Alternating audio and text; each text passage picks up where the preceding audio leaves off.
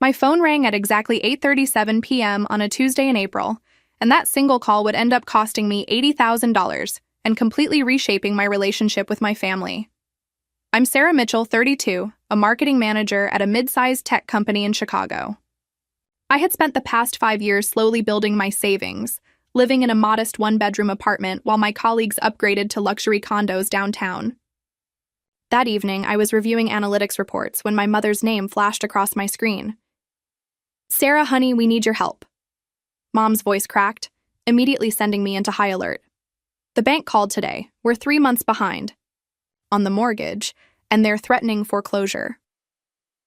My stomach dropped as she continued, each word more frantic than the last, explaining how they might lose our family home. I didn't even hesitate before telling her I'd leave immediately, the spreadsheets forgotten as I grabbed my keys and headed for my car.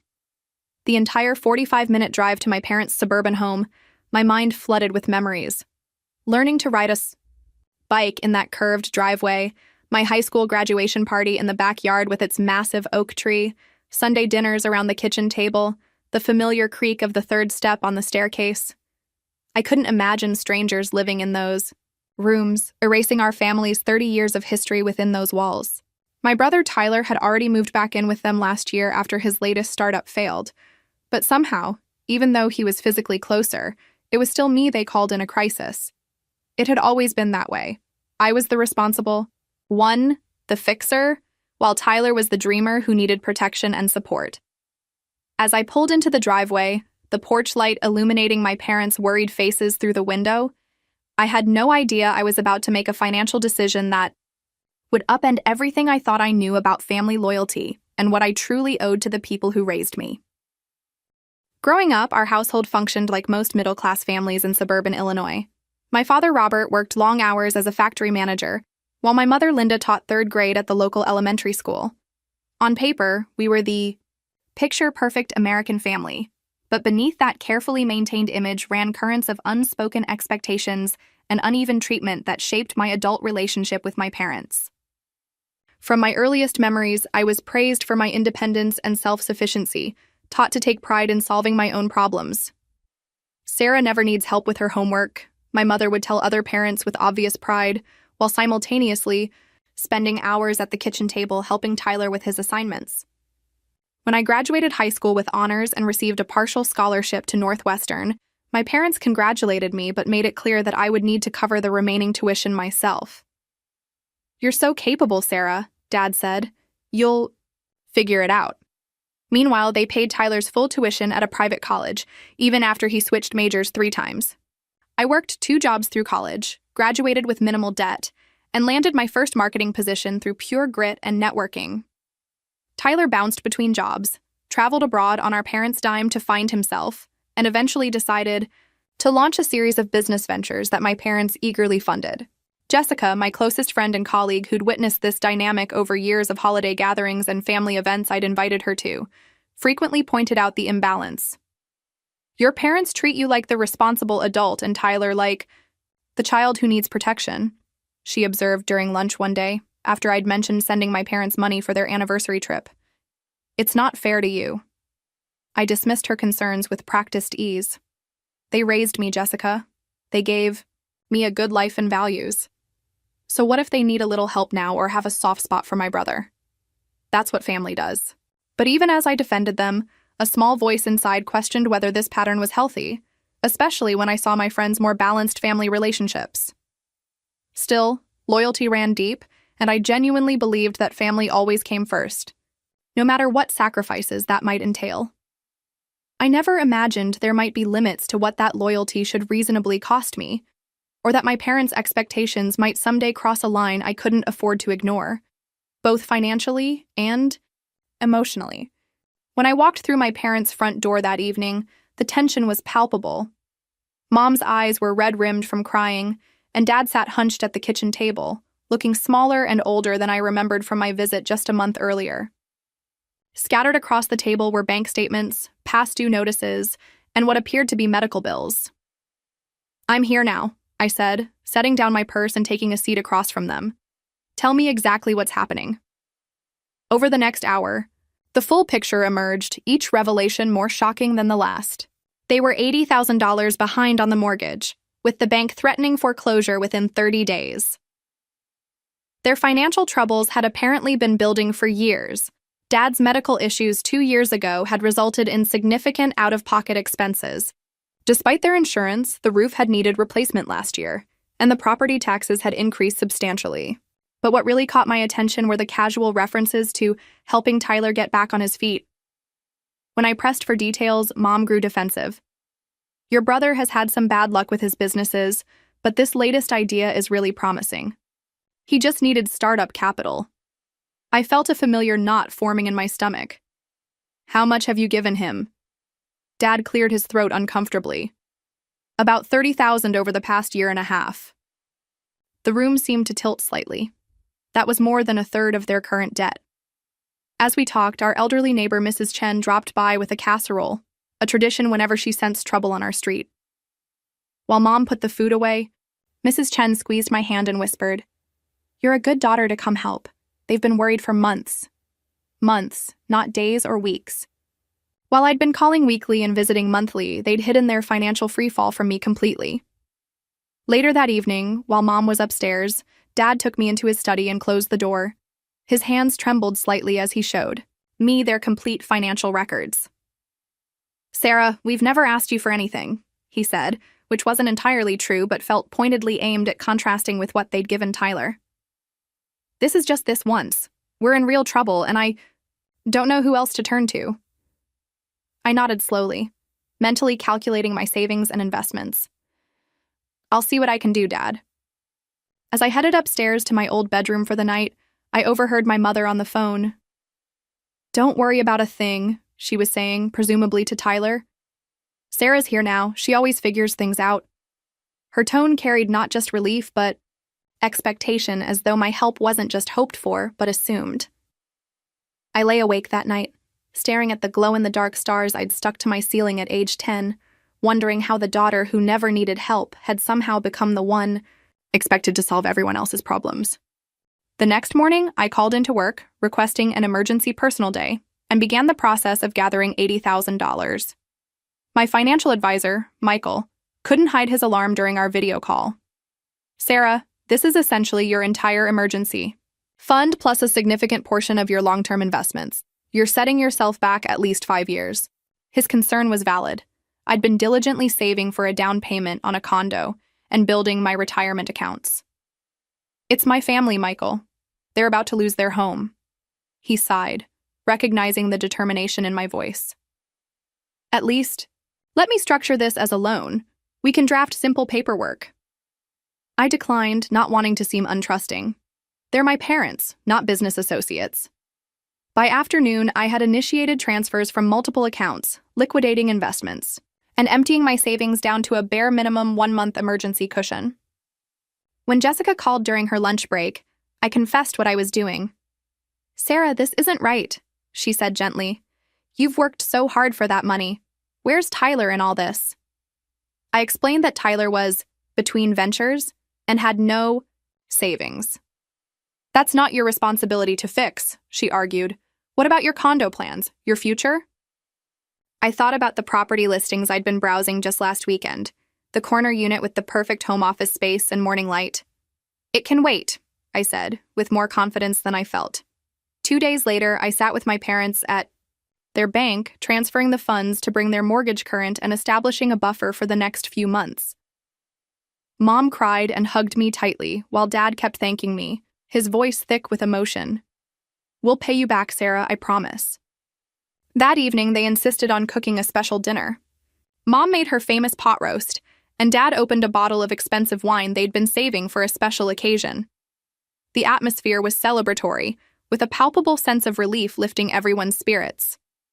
For a brief moment, I felt like the family hero, especially when Tyler showed up halfway through dinner and Mom proudly announced, "Your sister saved the house." Tyler seemed genuinely appreciative, hugging me and saying, "You're amazing, sis. I don't know what this family would do without you." For about 2 weeks, everything seemed wonderful. Dad called me daily with updates on their financial reorganization, and Mom sent care packages to my apartment filled with homemade cookies and sweet notes of gratitude. I adjusted to my new financial reality, canceling my upcoming vacation to Spain, postponing indefinitely my apartment hunting, and cutting back on small luxuries I'd come to enjoy. Then came the first small warning sign during our weekly Sunday phone call. The Robinsons next door just renovated their kitchen, Mom mentioned casually. I was thinking it might be time to update ours too. Nothing fancy, just new countertops. Maybe. When I gently reminded her about their financial situation, she sighed. I know. It's just hard always being the ones in the neighborhood with the outdated home. You understand, right? Family image matters. A few days later, Dad called sounding uncharacteristically uncomfortable. Your mother wanted me to ask if you might help with Tyler's car insurance this month, just until he gets back on his feet with this new business idea. I agreed, but felt a creeping unease. By the 1-month mark after my financial intervention, I noticed my father increasingly avoiding direct conversations about money, changing the subject whenever I inquired about their budget adherence. The hero's welcome was definitely fading, replaced by something more uncomfortable, an expectation that since I'd handled the big crisis, I wouldn't mind continuing to help with small, ongoing needs. The property tax bill arrived exactly 6 weeks after I'd paid off their mortgage debt. Mom called on a Wednesday morning while I was preparing for an important client presentation. Sarah, honey, I hate to bother you, but the county tax bill came yesterday. It's for $200, and it's due by the end of the month. I pressed my fingers against my temple, feeling the beginning of a stress headache. Mom, I literally emptied my accounts to cover the mortgage. I don't have that kind of money right now. The silence on the other end felt heavy with disappointment. Oh, she finally said, her voice taking on that particular tone I'd heard throughout childhood whenever I'd failed to meet expectations.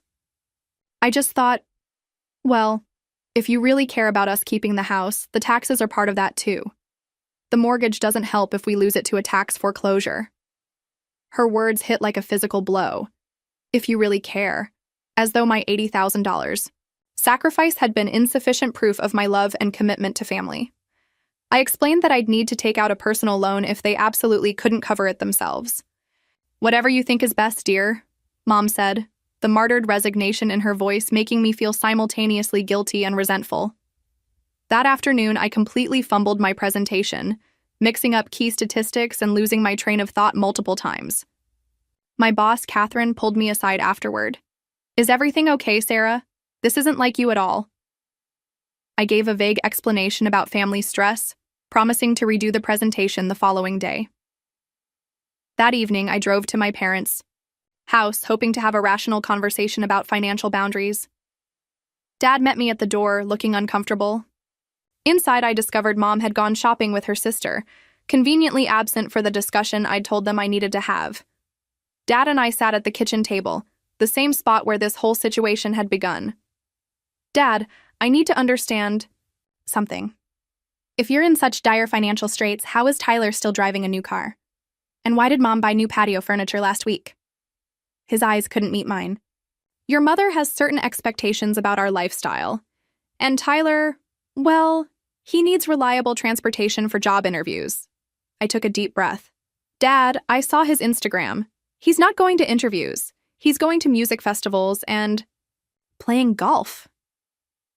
Dad's shoulders slumped further. Your brother is finding himself. He's had a rough few years. Something in me snapped. And I haven't? I've worked 60-hour weeks for 5 years to save that money. Money that's now gone because apparently I'm the only financially responsible person in this family. As soon as the words left my mouth, I regretted my tone but not the substance. Dad looked wounded. We never forced you to help us, Sarah. Before I could respond, Mom returned, shopping bags in hand. The confrontation that followed was painful. I pointed out the continued financial support they gave Tyler while claiming poverty. Mom's response cut deep. Tyler isn't as strong as you, Sarah. He needs more help to find his path. You've always been our rock. Their rock. Their ATM was more like it. Despite my best intentions to stand firm, I left that evening having applied for a personal loan to cover their property taxes. As I drove home, I realized with growing clarity that I wasn't helping my family toward financial stability. I was enabling a pattern that would eventually drain me completely if I didn't find the courage to establish boundaries. 3 months after my financial bailout, I stopped by my parents' house unannounced on a Sunday afternoon. I'd been working weekends to qualify for the performance bonus that might help me begin rebuilding my decimated savings. What I found left me speechless. A brand new 65-inch smart TV dominated the living room, and through the kitchen window, I could see Dad grilling on what appeared to be a new high-end barbecue.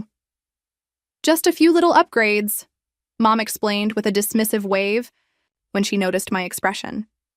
"Your father needed some cheering up after all the stress." I bit my tongue, reminding myself that, technically, once I'd given them the money, it was theirs to spend as they chose. During lunch, Mom asked me to fetch a folder from Dad's desk for some recipe she wanted to share. As I searched through the neatly labeled files, a legal document caught my eye. Their will, recently dated just 6 weeks earlier. I shouldn't have opened it, but something compelled me to look. There it was in black and white. All assets and property to be divided with 100% going to our son, Tyler Mitchell. I read the line 3 times, certain I must be misunderstanding. But the language was crystal clear. After decades of being the responsible child, after liquidating my life savings to save their home, I had been completely written out of their will. The house I had literally paid to save would go entirely to my brother. My hand shook as I replaced the document and found the recipe Mom had requested. Throughout lunch, I sat in stunned silence, barely tasting the food, nodding mechanically at their conversation. After Tyler showed up mid-meal and was served with the usual doting attention, I couldn't maintain the charade any longer. "I saw the will," I said quietly as Mom served dessert. The sudden silence was deafening. Dad stared at his plate while Mom's expression shifted from surprise to defensive indignation. "You were snooping through our private papers?" she accused. "That wasn't why I was in the office, and you know it," I replied, struggling to keep my voice steady. "You wrote me out completely, after everything." Mom set down the serving spoon with deliberate calm. "Sarah, you're financially secure. You have a good job and excellent money management skills. Tyler will need the support more than you will." I looked at my father, hoping for some sign of discomfort or disagreement with this logic, but he remained silent, eyes fixed on his untouched apple pie. "Financially secure?" I repeated incredulously. "I emptied my entire savings to save this house that you're now giving exclusively to Tyler. I postponed buying my own home. I'm living paycheck to paycheck because of the personal loan I took out to cover your property taxes." Tyler shifted uncomfortably. "Hey, I didn't ask for any of this," he muttered. "No, you didn't have to ask," I shot back. "You've never had to ask for anything in this family. It's all just given to you, while I'm expected to sacrifice everything and be grateful for the opportunity." Years of suppressed feelings erupted as I laid bare the pattern of uneven treatment, the constant expectation that I would give while Tyler would receive. Mom's face hardened with each word. "After everything we've done for you," she said coldly, "this is the thanks we get? Accusations and jealousy toward your brother?" Dad finally spoke, his voice barely audible. "Sarah, you're overreacting. It's just a will. We're not planning on dying anytime soon." That was the breaking point, the casual dismissal of my legitimate sense of betrayal. I stood up, tears streaming down my face. "It's not just a will. It's a statement about how you value me in this family." I grabbed my purse and headed for the door. No one tried to stop me. In my car, sobs racked my body as I called Jessica, barely able to explain what had happened. "I'm coming over," she said immediately. "Don't go home alone. Come to my place." Driving through my tears to Jessica's apartment, I felt something fundamental break inside me. The unwavering belief that family loyalty should transcend all other considerations, including my own well-being and financial security. For the first time in my adult life, I allowed myself to acknowledge that the people who should love me most had taken advantage of that love in ways that would have been unthinkable in any other relationship. I took a week off work, something I'd never done spontaneously in my 5 years at the company. Catherine was surprisingly understanding, even offering to connect me with the company's employee assistance program for therapy sessions. Sometimes, family issues are the hardest, she said with unexpected gentleness. Take the time you need. Jessica's guest room became my sanctuary as I cycled through grief, rage, and confusion. Friends I hadn't confided in about my family dynamics listened in shocked silence as I finally revealed the years of uneven expectations and treatment.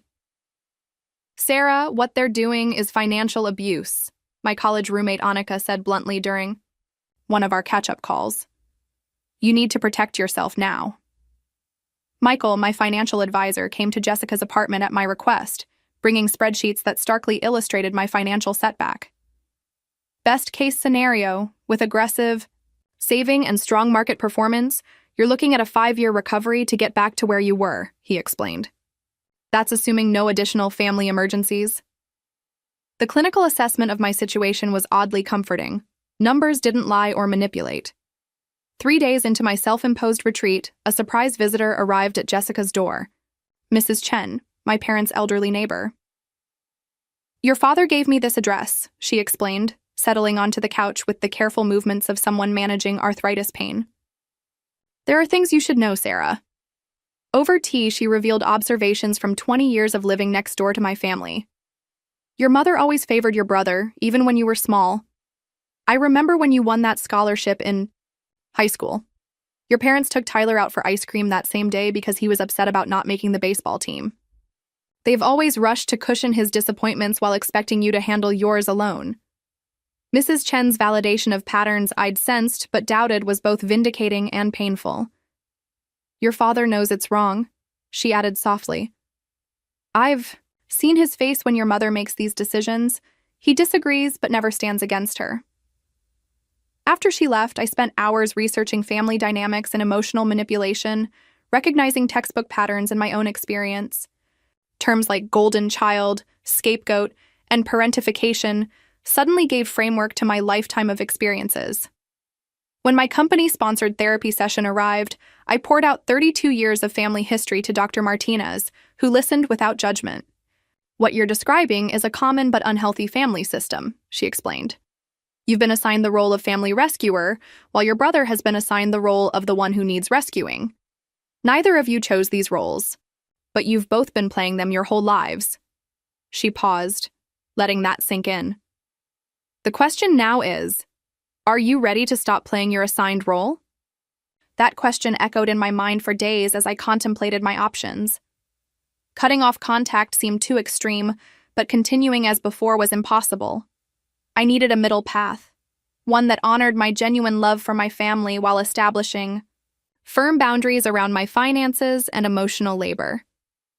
With Jessica's encouragement, I started small, declining a midweek dinner invitation from my mother without offering an excuse. When she pressed, I simply said, "That doesn't work for me. But thanks for thinking of me." The momentary discomfort of setting that tiny boundary was followed by an unexpected sense of lightness. By the end of the week, I had crafted a two-pronged plan, financial and emotional.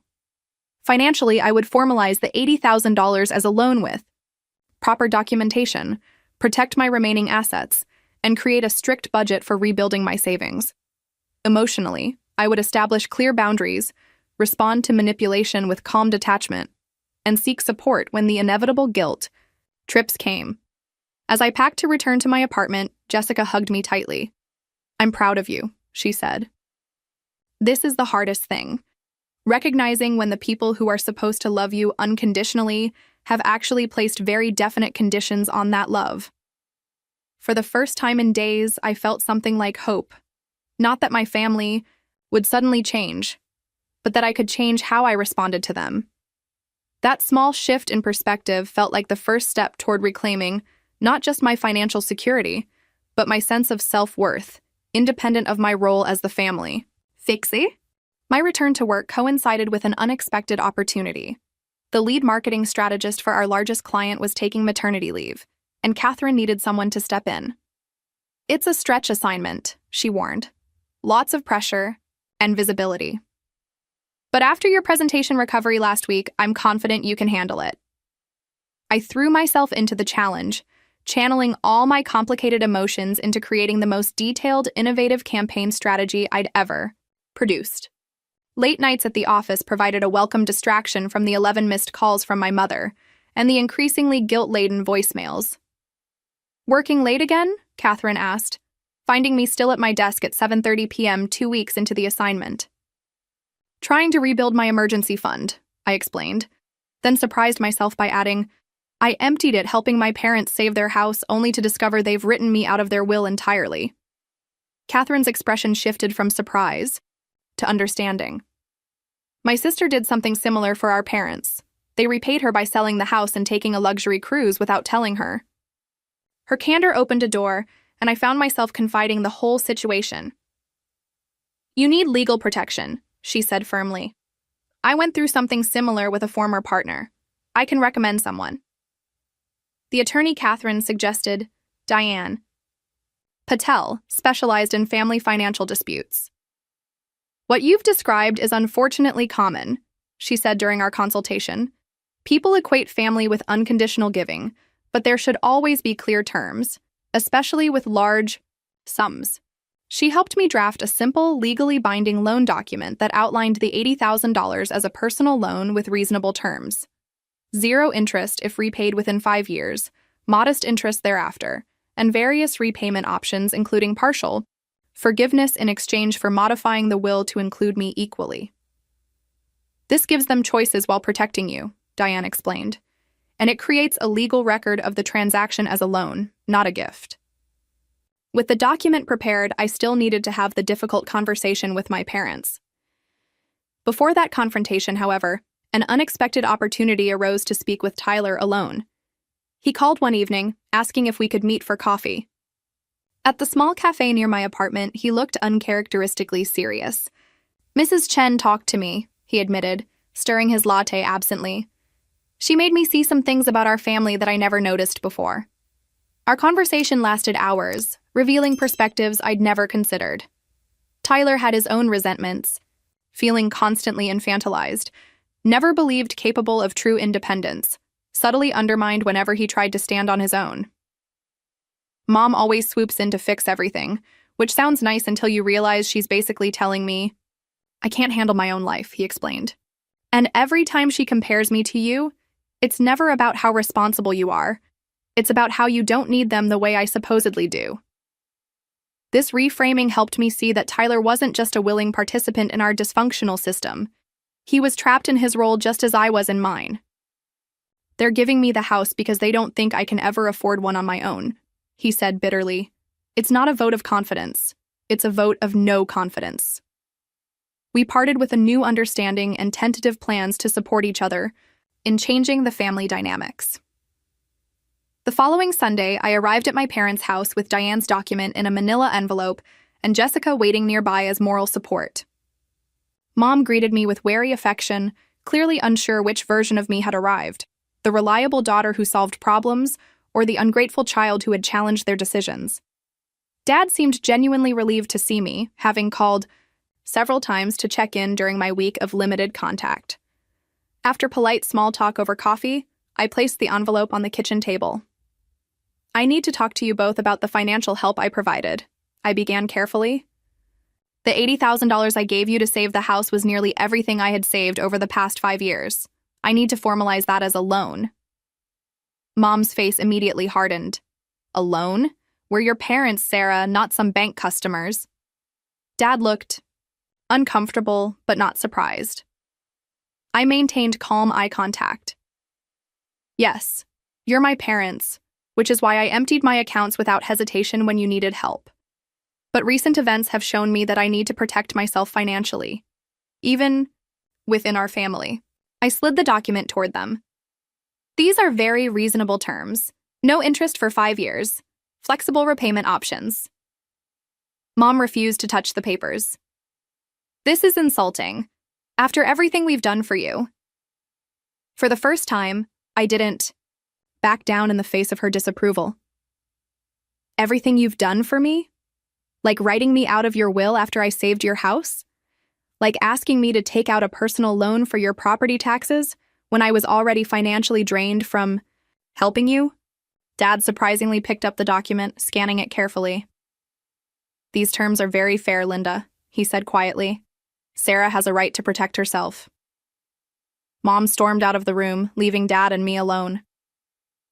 "I'll talk to her," he promised. "And regardless of what she decides, I'll sign this.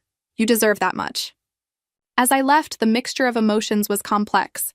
Sadness that our relationship had reached this point, but also pride that I had advocated for myself despite the discomfort. Jessica was waiting at a nearby coffee shop. "How did it go?" she asked.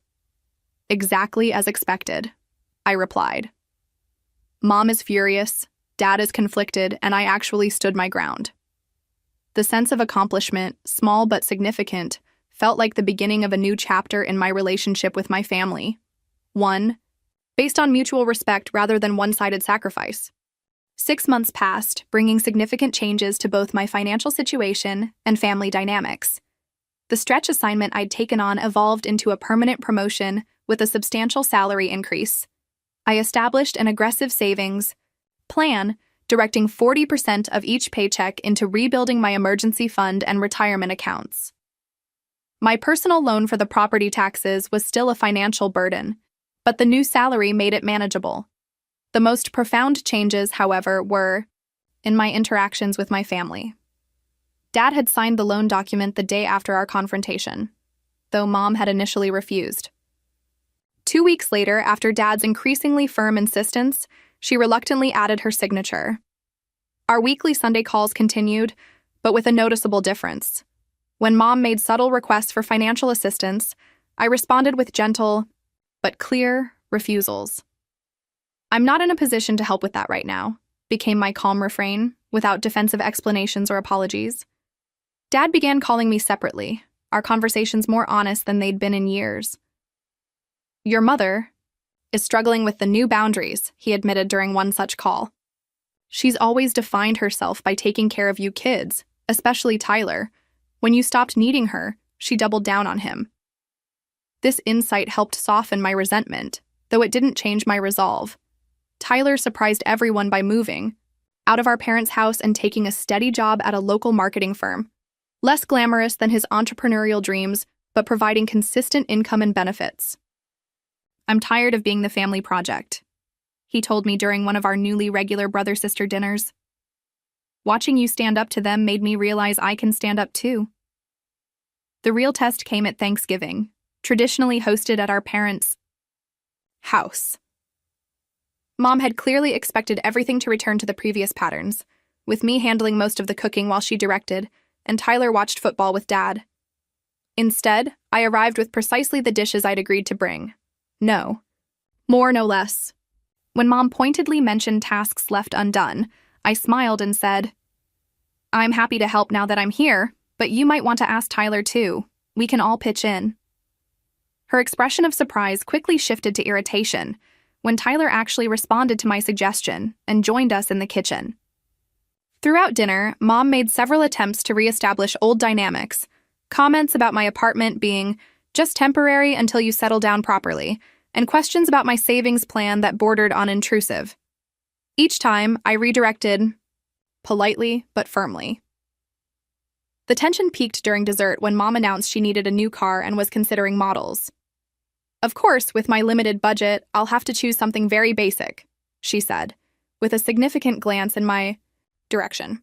In the past, I would have immediately offered financial help. Instead, I took a bite of pumpkin pie and commented on its perfect spice balance. The silence that followed was deafening. Finally, Dad cleared his throat. "We've been discussing downsizing, actually. This house is too big for just us, and the maintenance is becoming a lot to handle." Mom's head whipped toward him. "We've discussed no such thing." Their disagreement revealed the growing rift between them, Dad increasingly supporting my boundaries while Mom resisted any change to the family system. Tyler and I exchanged glances, wordlessly acknowledging the shifting power dynamics. As the evening wound down, Mom made one final attempt to reassert control, suggesting I cancel my upcoming Christmas plans with Jessica's family to spend the entire week at their house, like we always have. When I explained I'd be coming for Christmas Day only, she issued what amounted to an ultimatum. "Family should come first, Sarah. If you can't prioritize us during the holidays, perhaps we need to reconsider our expectations of each other moving forward. In the past, such a statement would have immediately sent me backpedaling in guilt and compliance. Instead, I calmly gathered my coat and purse. I love you both, and I'll be here Christmas Day as planned. You're welcome to reconsider your expectations. That might actually be healthy for all of us. I hugged my stunned father, nodded to my equally surprised mother, and walked out the door. In my car, instead of tears, I felt an overwhelming sense of peace. My phone rang less than an hour later, Dad calling, his voice a mixture of apology and something that sounded remarkably like respect. Your mother will come around eventually, he said. But I want you to know that I'm proud of you, Sarah. You're right to set these boundaries, and I should have done more to ensure you were treated fairly all these years. His words healed something deep inside me, not enough to erase the past, but enough to nurture hope for a healthier future relationship. 1 year after the day I transferred $80,000 to save my parents' house, my own financial picture had transformed.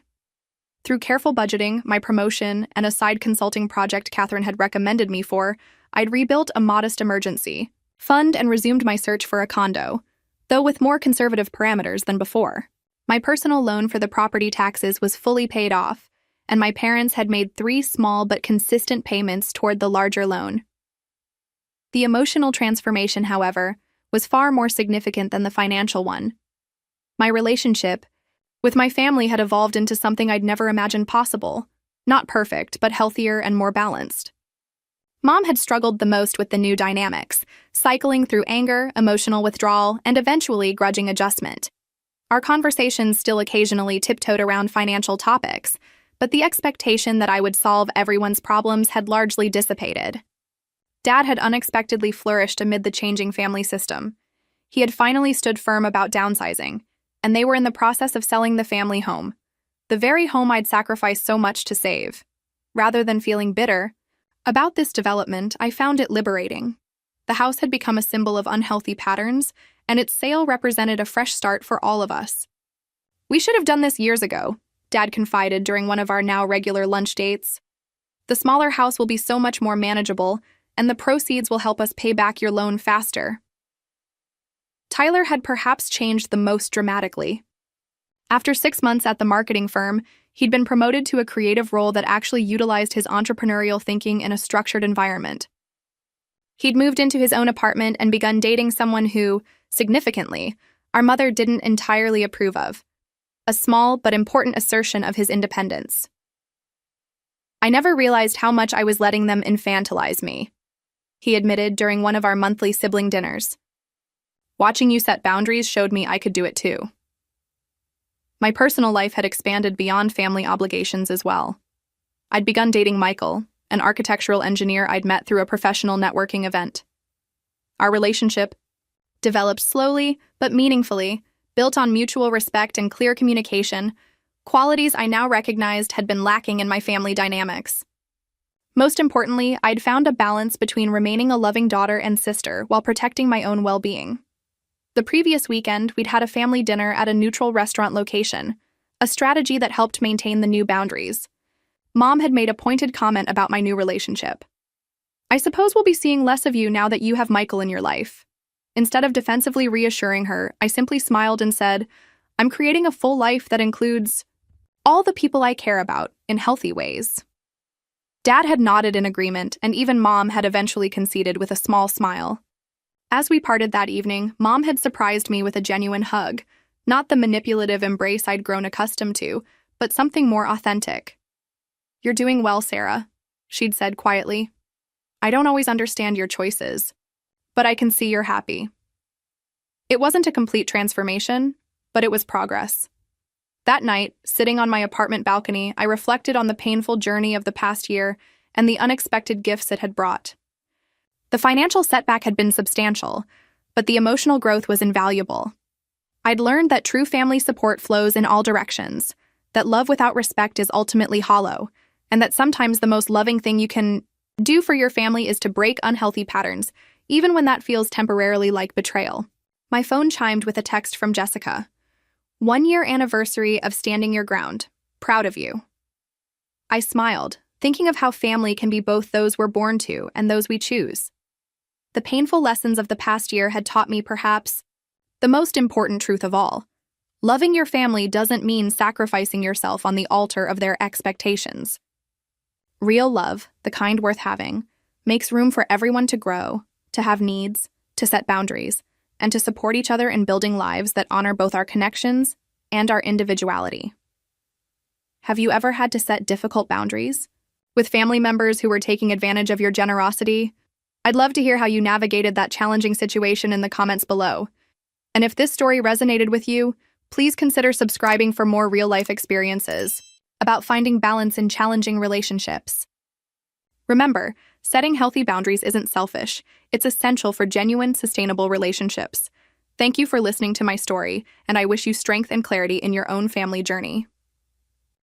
I'm Olivia Mason, 32 years old, and I'm sitting alone in my apartment on Thanksgiving, staring at the screen of my phone.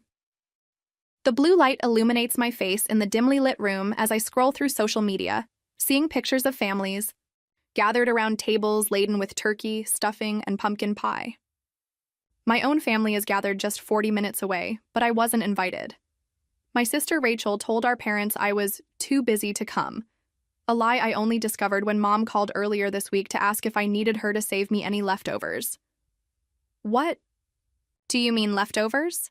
I had asked, confusion evident in my voice. There was a long pause on the other end of the line before Mom's hesitant voice came through. From Thanksgiving dinner.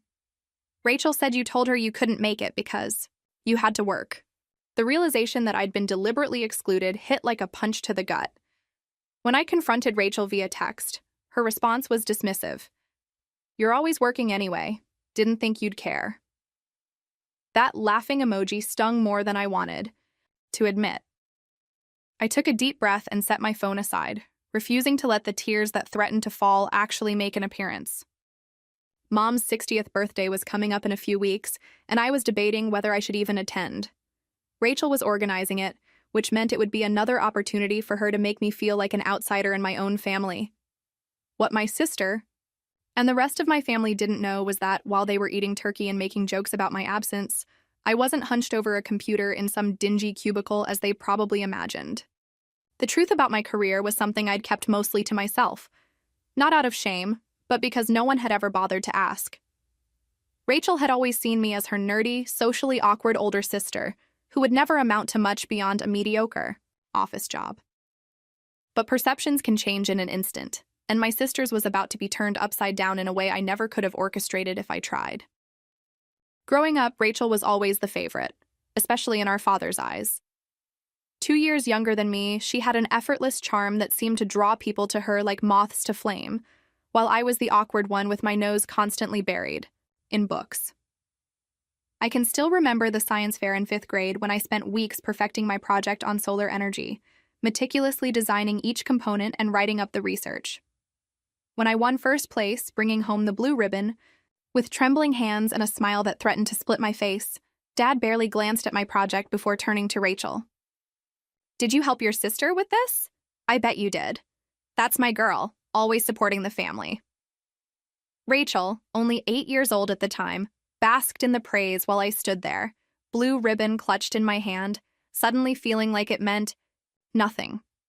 That moment established a pattern that would continue throughout our childhood. My academic achievements consistently overshadowed by Rachel's popularity and charm. The first major betrayal came when Rachel was 12. I had written an English essay on To Kill a Mockingbird that my teacher had praised as college-level work. I'd left it on my desk at home, proud of the effort I'd put into it.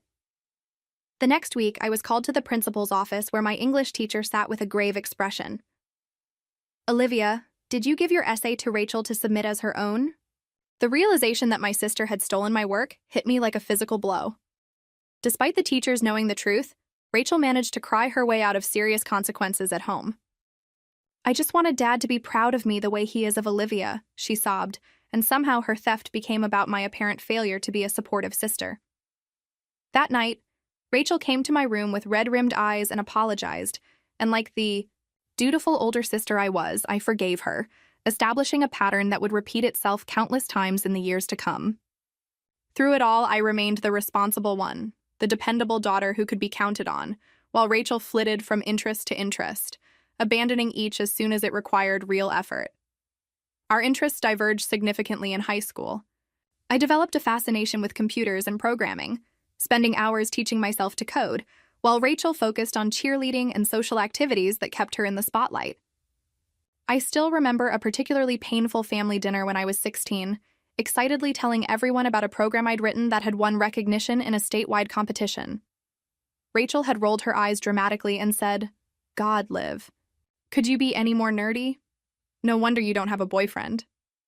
Everyone except Mom had laughed, and even her defense was half-hearted at best. "Rachel, don't tease your sister," she'd said, but the smile pulling at her lips betrayed her amusement. The dinner had continued with Dad asking Rachel about cheerleading practice, the moment of tension quickly forgotten by everyone but me. When college acceptance letters arrived, I received a full scholarship to State University for computer science, while Rachel opted for an expensive private college with an undeclared major. My parents drained a significant portion of their savings to pay for Rachel's tuition, sorority dues, and apartment, while I worked 2 part-time jobs to afford my tiny shared apartment and basic living expenses. My schedule was brutal: classes during the day, working at the campus IT department in the afternoons, and waiting tables at a local diner on weekends. I survived on ramen noodles and coffee, carefully budgeting every penny while Rachel's social media showcased lavish sorority events and spring break trips to Cancun. Holidays became increasingly difficult as our lives diverged further. While I worked through most breaks to make ends meet, Rachel would return home with stories of parties and social connections that captivated our parents. During my junior year, I landed my first internship at a small but promising tech company called Data Sync. I was genuinely excited about the opportunity, spending hours telling my roommate about the innovative data processing algorithms they were developing and how I might contribute to their projects. When I called home to share the news, Mom said, "That's nice, honey," before quickly changing the subject to Rachel's new boyfriend, whose father was apparently a state senator. It became painfully clear that my family had little understanding or interest in what I actually did. This was driven home during Thanksgiving of my senior year when Rachel brought home her wealthy boyfriend, Trevor. As we sat around the dinner table, Dad asked about my post-graduation plans. Before I could answer, Rachel jumped in with, "Oh, Olivia just plays with computers all day. She'll probably end up in some IT department turning things off and on again." Everyone laughed while I sat there, fork suspended midair. Trevor looked at me with what seemed like pity and asked, "So you can fix printers and stuff? My laptop's been running slow lately." I tried to explain that software development was entirely different from IT support, but no one was listening anymore as Rachel launched into a story about her marketing internship at a cosmetics company. Lying in bed that night in my childhood room, listening to the muffled sounds of Rachel and Trevor laughing downstairs, I experienced a moment of profound self-doubt. Was I making the right choice with this difficult path that seemed to earn me no recognition or respect from the people who were supposed to love me most? That question haunted me until second semester when I joined a coding club and finally found people who spoke my language. Ash, Mina, and Devin became my first real friends who valued my intelligence and skills, who didn't make me feel like an alien for getting excited about efficient algorithms or clean code. For the first time, I discovered what it felt like to be appreciated for exactly who I was, and that realization gave me the strength to continue on my chosen path despite my family's indifference. 6 months after graduation, I joined Edge Tech, a struggling startup with just 15 employees working out of a converted warehouse with unreliable heating and a perpetually leaking roof. The founder, Michael Chen, was a brilliant but scattered programmer with big ideas and limited business sense. I fell in love with the company's mission to develop accessible data visualization tools for non-technical users, and threw myself completely into the work. The next 18 months were a blur of 80-hour work weeks, sleeping under my desk to meet deadlines, and surviving on a diet of takeout and energy drinks. I kept a change of clothes in my desk drawer and sometimes went days without seeing my tiny studio apartment. Michael became both mentor and friend, the first person to truly see my potential and push me to develop it. He treated me as an equal, seeking my input on key decisions and trusting my judgment in ways my family never had. When our first product launch failed spectacularly due to scaling issues, it was my proposal for a pivot that saved the company. I suggested focusing on enterprise clients rather than individual users, completely redesigning our core architecture to support the demands of larger organizations. The team was skeptical at first, but Michael backed my vision and we worked day and night to implement the changes. The pivot meant missing my dad's 60th birthday celebration, something my family never quite forgave me for. Work is more important than family now, I guess, Rachel had texted, attaching a group photo from the party where everyone looked happy without me. Meanwhile, Rachel's social media documented her rapid rise through the marketing department of a well-established cosmetics company, her growing relationship with James, a finance manager she met at a networking event, and her expanding circle of fashionable friends. Family gatherings became exercises in humiliation, as I couldn't afford to contribute equally to gifts or dinners. At Christmas, when everyone exchanged presents, Rachel made a show of giving our parents a weekend at an expensive spa resort. "I thought about getting you guys a new TV, but figured you'd prefer an experience," she said, as they gushed over her thoughtfulness. My carefully selected books, chosen based on interests they'd mentioned throughout the year, seemed paltry in comparison. "Olivia's gift is very practical," Dad said with a tight smile that didn't reach his eyes. Rachel couldn't resist adding, "Well, books are affordable on a starter salary," while giving me a sympathetic look that made me want to disappear. Back at EdgeTech, things were finally beginning to gain traction. Industry insiders started talking about our product, and we signed our first major client, a healthcare provider with over 5,000 employees. The small team gathered in the office, popping champagne in plastic cups as Michael announced the deal. "This wouldn't have happened without Olivia's vision," he said, raising his cup to me as everyone cheered. When my first bonus check arrived a few months later, I stared at it for a full hour before depositing the entire amount toward my student loans, while Rachel posted photos from her European vacation with James. That evening, I almost called my parents to share the good news about the company's growing success, but stopped myself mid-dial. They wouldn't understand anyway, I thought, putting my phone away and returning to the code that had become both my passion and my refuge. EdgeTech secured a $20 million Series A funding round on the strength of our growing client list and innovative product development.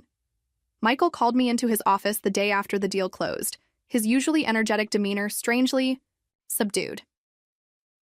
"Olivia, I'm making you Chief Product Officer," he said without preamble. "You've been doing the job unofficially for months. It's time you had the title and compensation to match." I stared at him in shock as he pushed a paper across his desk outlining a six-figure salary that was more money than I'd ever imagined earning at 30. Our tiny team expanded rapidly, moving from the leaky warehouse to gleaming new offices downtown. We hired dozens of new employees, and I suddenly found myself managing a team of engineers rather than writing code myself. The first media coverage of EdgeTech mentioned me by name, calling our product revolutionary and me a rising star in data visualization. Despite my increasing success, I maintained a relatively modest lifestyle, moving to a slightly larger apartment and finally replacing my college laptop, but otherwise focusing on building my savings and paying off my remaining student debt. Meanwhile, Rachel's elaborate engagement announcement to James dominated family conversations for months. 3 carats, Mom gushed over the phone, describing Rachel's ring in reverent tones. And James rented out the entire rooftop of the Meridian to propose. There was a string quartet and rose petals everywhere.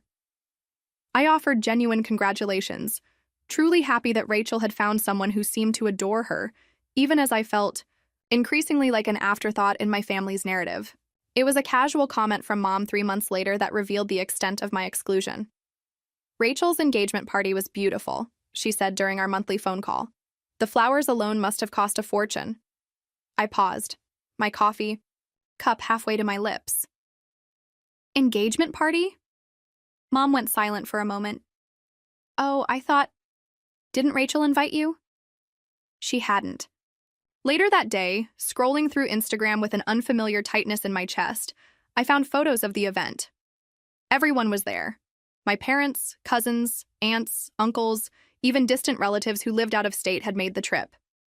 Everyone, except me. When I called Rachel that evening, her dismissal of my feelings cut deeper than the exclusion itself. "You wouldn't have fit in with my friends," she said casually. "They're all in marketing and finance. What would you even talk about? When I pointed out that our entire family had been invited, she laughed. Don't be so sensitive, Liv. It's not like you'd have enjoyed it anyway. You hate dressing up and being social. Her laughter echoed in my ears long after I hung up, reinforcing the wall I'd been building between myself and my family. I threw myself even more completely into work, taking on additional responsibilities and working longer hours. When a business publication requested an interview about women in tech leadership, I declined, preferring to stay out of the spotlight. My success felt hollow without personal connections to share it with, but the alternative, continuing to make myself vulnerable to people who consistently devalued me, seemed worse. Rachel's wedding preparations consumed our family for the next year, with daily updates about venues, dresses, flowers, and catering dominating every conversation. 3 months before the event, Mom called to ask for my mailing address. Rachel's sending out the formal invitations, she explained, though of course you already know you're invited. The invitation arrived 2 weeks later, a thick cream envelope containing an elaborately designed card requesting my presence at the union of Rachel Elizabeth Mason and James William Hartford, just 3 weeks before the wedding date. No mention of being in the bridal party, no request to participate in any pre-wedding events. When I called Mom to ask about it, her discomfort was palpable. Rachel thought you wouldn't want the responsibility of being a bridesmaid, she said hesitantly. You know, with how busy you are at work. The wedding registry listed items that cost more than my monthly rent, crystal glasses, and designer kitchenware for a lifestyle I couldn't imagine. Still, wanting to contribute meaningfully, I called Rachel and offered to pay for the honeymoon, sweet as my gift. Oh, that's sweet, she said with a laugh that made me wince. But James's parents already reserved the penthouse suite at the Bellevue for us. Maybe just stick to something on the registry? A crisis at work, a major security vulnerability discovered just days before a product release, provided a legitimate reason for me to arrive the day of the wedding, rather than attending the rehearsal dinner. I worked through the night with our security team, caught a red-eye flight, and made it to the hotel with just hours to spare. Out of curiosity and a masochistic desire to confirm my outsider status, I snuck into the empty reception hall where place cards were already arranged on tables. I found mine at table 19, the furthest from the main table, seated with elderly relatives and a couple I'd never met. While retrieving my bridesmaid's dress from the hotel cleaner, my cousin Jen mentioned offhandedly that Rachel had complained about having to include me in the wedding. I had to invite her. She's my sister. After all, Rachel had apparently said with an eye roll. The words lodged in my chest like splinters. On the wedding day, I helped Mom get ready while Rachel was surrounded by bridesmaids in a separate suite. You look beautiful, honey, Mom said as I zipped up her dress, her eyes meeting mine in the mirror with unexpected tenderness. I'm glad you're here. Those words, simple as they were, nearly brought me to tears. Throughout the ceremony and reception, I was repeatedly mistaken for a friend rather than the bride's sister. The wedding coordinator actually corrected me when I tried to enter the family photo area. I'm sorry, this is for immediate family only, she said firmly until Mom spotted me and waved me over. James, Rachel's husband, seemed vaguely familiar, though I couldn't place why. During the cocktail hour, his best friend Tyler approached me, mentioning that he worked in tech. I'm actually in software development too, he began excitedly, but Rachel appeared suddenly, linking her arm through mine. I need to introduce you to Mom's college roommate, she insisted, pulling me away before the conversation could develop. At the reception, James gave a touching speech about how family is everything, while I sat alone at my distant table, clapping politely and ignoring the curious glances from relatives who seemed to be trying to figure out why the bride's only sister was seated with virtual strangers. As the evening progressed and the celebratory atmosphere intensified, I found myself feeling increasingly out of place. At 10 o'clock, with the party still in full swing, I slipped out quietly and returned to my hotel room where I finally allowed myself to cry, releasing years of hurt and disappointment. My phone pinged with a text from Mom. Where did you go? Are you okay? But nothing from Rachel, who apparently hadn't even noticed my absence. A year after Rachel's wedding, EdgeTech had become an industry leader, our products winning innovation awards, and our client list growing to include Fortune 500 companies across multiple sectors. Our team had expanded to over 150, employees occupying 3 floors of a downtown office building. Michael called an emergency board meeting one Tuesday afternoon, his expression uncharacteristically serious as we gathered in the conference room. "I've been diagnosed with stage 3 lymphoma," he announced without preamble. "Treatment starts next week, and my oncologist is optimistic, but I need to step back from day-to-day operations." He turned to me, his gaze steady. "The board and I have discussed this extensively, and we're unanimously recommending you as the new CEO, Olivia." Despite the circumstances, the vote was celebratory, followed by an emotional handover speech from Michael that left many of us fighting tears. "Edge Tech is what it is today because of you, Olivia," he said, his voice rough with emotion. "You built this more than I did. There's no one I trust more to lead this company forward." The announcement generated significant media coverage, with technology publications featuring profiles of my leadership style and vision for the company's future. Acquisition offers from tech giants began arriving with startling frequency, but after careful consideration with the board, we decided to remain independent, believing we could create more value and stay truer to our mission on our own. With our continued success came the resources to open impressive new headquarters, complete with the amenities tech workers had come to expect: game rooms, gourmet cafeterias, and meditation spaces. I finally bought my first luxury purchase, a downtown condo with floor-to-ceiling windows overlooking the city, though compared to many of my industry peers, I still lived relatively simply, channeling most of my energy into growing the company. An expanding team meant constant hiring, and when we needed a new senior sales director, I personally conducted final interviews for the top candidates.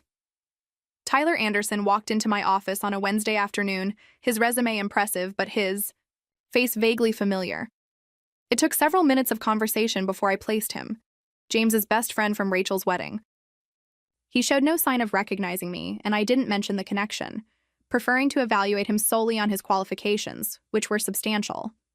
After hiring Tyler based on his experience and clear understanding of our product, we developed a friendly professional relationship. During a team happy hour several weeks later, Tyler mentioned that his friend James was looking for a new position after being laid off from his financial firm. "He's got a solid background in product management, actually," Tyler commented. "Would you mind if I encouraged him to apply to EdgeTech? We have that new position open on the enterprise team." I agreed without making the connection that this James might be Rachel's husband, assuming it was a different James altogether. The next day, observing a product demo with our development team, I found myself reflecting on how far we'd come from our days in the leaky warehouse. My leadership style had earned the respect of our employees, supportive but decisive, encouraging innovation while maintaining clear direction. "This is the best job I've ever had," one engineer told me during his performance review. "You actually listen to us and trust us to do our jobs." The comment stayed with me, a validation of my approach that meant more than any industry award. As July approached, bringing with it preparations for Mom's 60th birthday, family dynamics once again came to the forefront of my thoughts. Rachel predictably took charge of planning, creating a family group text where she assigned responsibilities. "Olivia, just bring drinks," her text read, dismissive as always. I considered sending an expensive gift instead of attending, unsure if I wanted to subject myself to another event where I would be treated as an afterthought. That evening, Mom called, her voice warm and slightly hesitant. "I really hope you can make it to my birthday, Olivia. It would mean a lot to have both my girls there." The simple sincerity in her tone melted some of the resistance I'd built up. "I wouldn't miss it, Mom," I promised, committing myself to navigating the complex family dynamics one more time. EdgeTech was in the midst of opening our first international office, and my schedule had never been more demanding. The daily cascade of decisions, meetings, and strategic planning left little time for personal matters, but I was determined to prioritize Mom's celebration. Our hiring initiative brought dozens of new employees across all departments, with HR handling most of the onboarding process. As CEO, I no longer reviewed all new hires, focusing instead on executive positions and overall company direction. Despite my reservations about the family gathering, I booked a flight home and selected a thoughtful gift for Mom, a digital photo frame I'd secretly preloaded with hundreds of family photos spanning decades, including many she thought had been lost when their basement flooded years ago. It had taken weeks of reaching out to relatives and scanning old albums, but I knew it would be meaningful in a way that an expensive but impersonal gift could never be. The day before I was scheduled to leave, Tyler stopped by my office to request time off. My friend who just started in product development needs some help moving this weekend, he explained. I promised I'd be there. I approved his request without connecting these dots, my mind already shifting to the next meeting. It wasn't until I was on the plane the next day, reviewing quarterly reports, that a vague suspicion began to form. Rather than staying at my parents' house, I booked a hotel room, needing the emotional space that private accommodations would provide. Mom came to meet me for coffee the afternoon before her party, her face lighting up when she saw me in the Elder hotel lobby. "You look so sophisticated," she said, hugging me tightly. "The pictures in those business magazines don't do you justice." I was surprised she'd seen the media coverage, having assumed my professional achievements remained largely invisible to my family. We spent a pleasant hour together, her genuine happiness at seeing me a balm to my anxious spirit. That evening, Rachel called to confirm I remembered the drinks. "Nothing too weird, okay? Just normal stuff people actually drink," she instructed, as if I might show up with obscure craft beverages no one would enjoy. "So, you're still doing that computer thing?" she asked before hanging up, confirming that despite the media coverage Mom had seen, Rachel remained willfully oblivious to my professional success. The dismissal might have hurt years ago, but now I found it almost amusing. As I selected a suitable outfit for the party, I resolved to remain dignified regardless of how I was treated. This weekend wasn't about me or my relationship with Rachel. It was about celebrating Mom and showing her how much she was loved. The morning of Mom's birthday dawned bright and clear, perfect weather for the backyard celebration Rachel had planned. I arrived early with an assortment of premium wines, champagne, and artisanal non-alcoholic options, along with a stylish drink station complete with garnishes and specialty glasses I'd arranged to be delivered. Rachel's surprise was evident as she watched me setting up the elegant display. "This is actually nice," she commented, the reluctant compliment perhaps the most positive thing she'd said to me in years. I smiled in response, focused on creating a beautiful presentation rather than engaging with her backhanded approval. Rachel's friends soon arrived to help with decorations, their curious glances in my direction making it clear that I'd been the subject of conversation. When one of them asked what I did for work, I began explaining my role as CEO of a data visualization company only to have Rachel interrupt. "Olivia works with computers," she said dismissively, pulling her friend away to discuss centerpiece arrangements. Mom arrived shortly after, her delight at seeing the beautifully decorated backyard evident in her wide smile. She insisted on taking photos of Rachel and me together, seemingly oblivious to the tension between us. "My beautiful daughters," she said happily, her arm around each of us. Soon the party was in full swing, with extended family, neighbors, and parents' friends filling the backyard. Well-meaning relatives asked surface-level questions about my life that made it clear they knew very little about me. "Are you still single? No special young man yet?" my great-aunt inquired with a sympathetic pat on my arm. "There's still time, dear." Rachel took every opportunity to highlight her own achievements, her recent promotion, the house she and James had purchased, and an exclusive neighborhood, their plans for starting a family soon. Dad followed her around like a proud shadow, praising her party planning skills effusively. "Rachel thinks of everything," he announced to anyone who would listen. "Always has an eye for details." Rather than competing for attention, I focused on making Mom happy, refilling her glass, and making sure she had time to talk with each of her friends.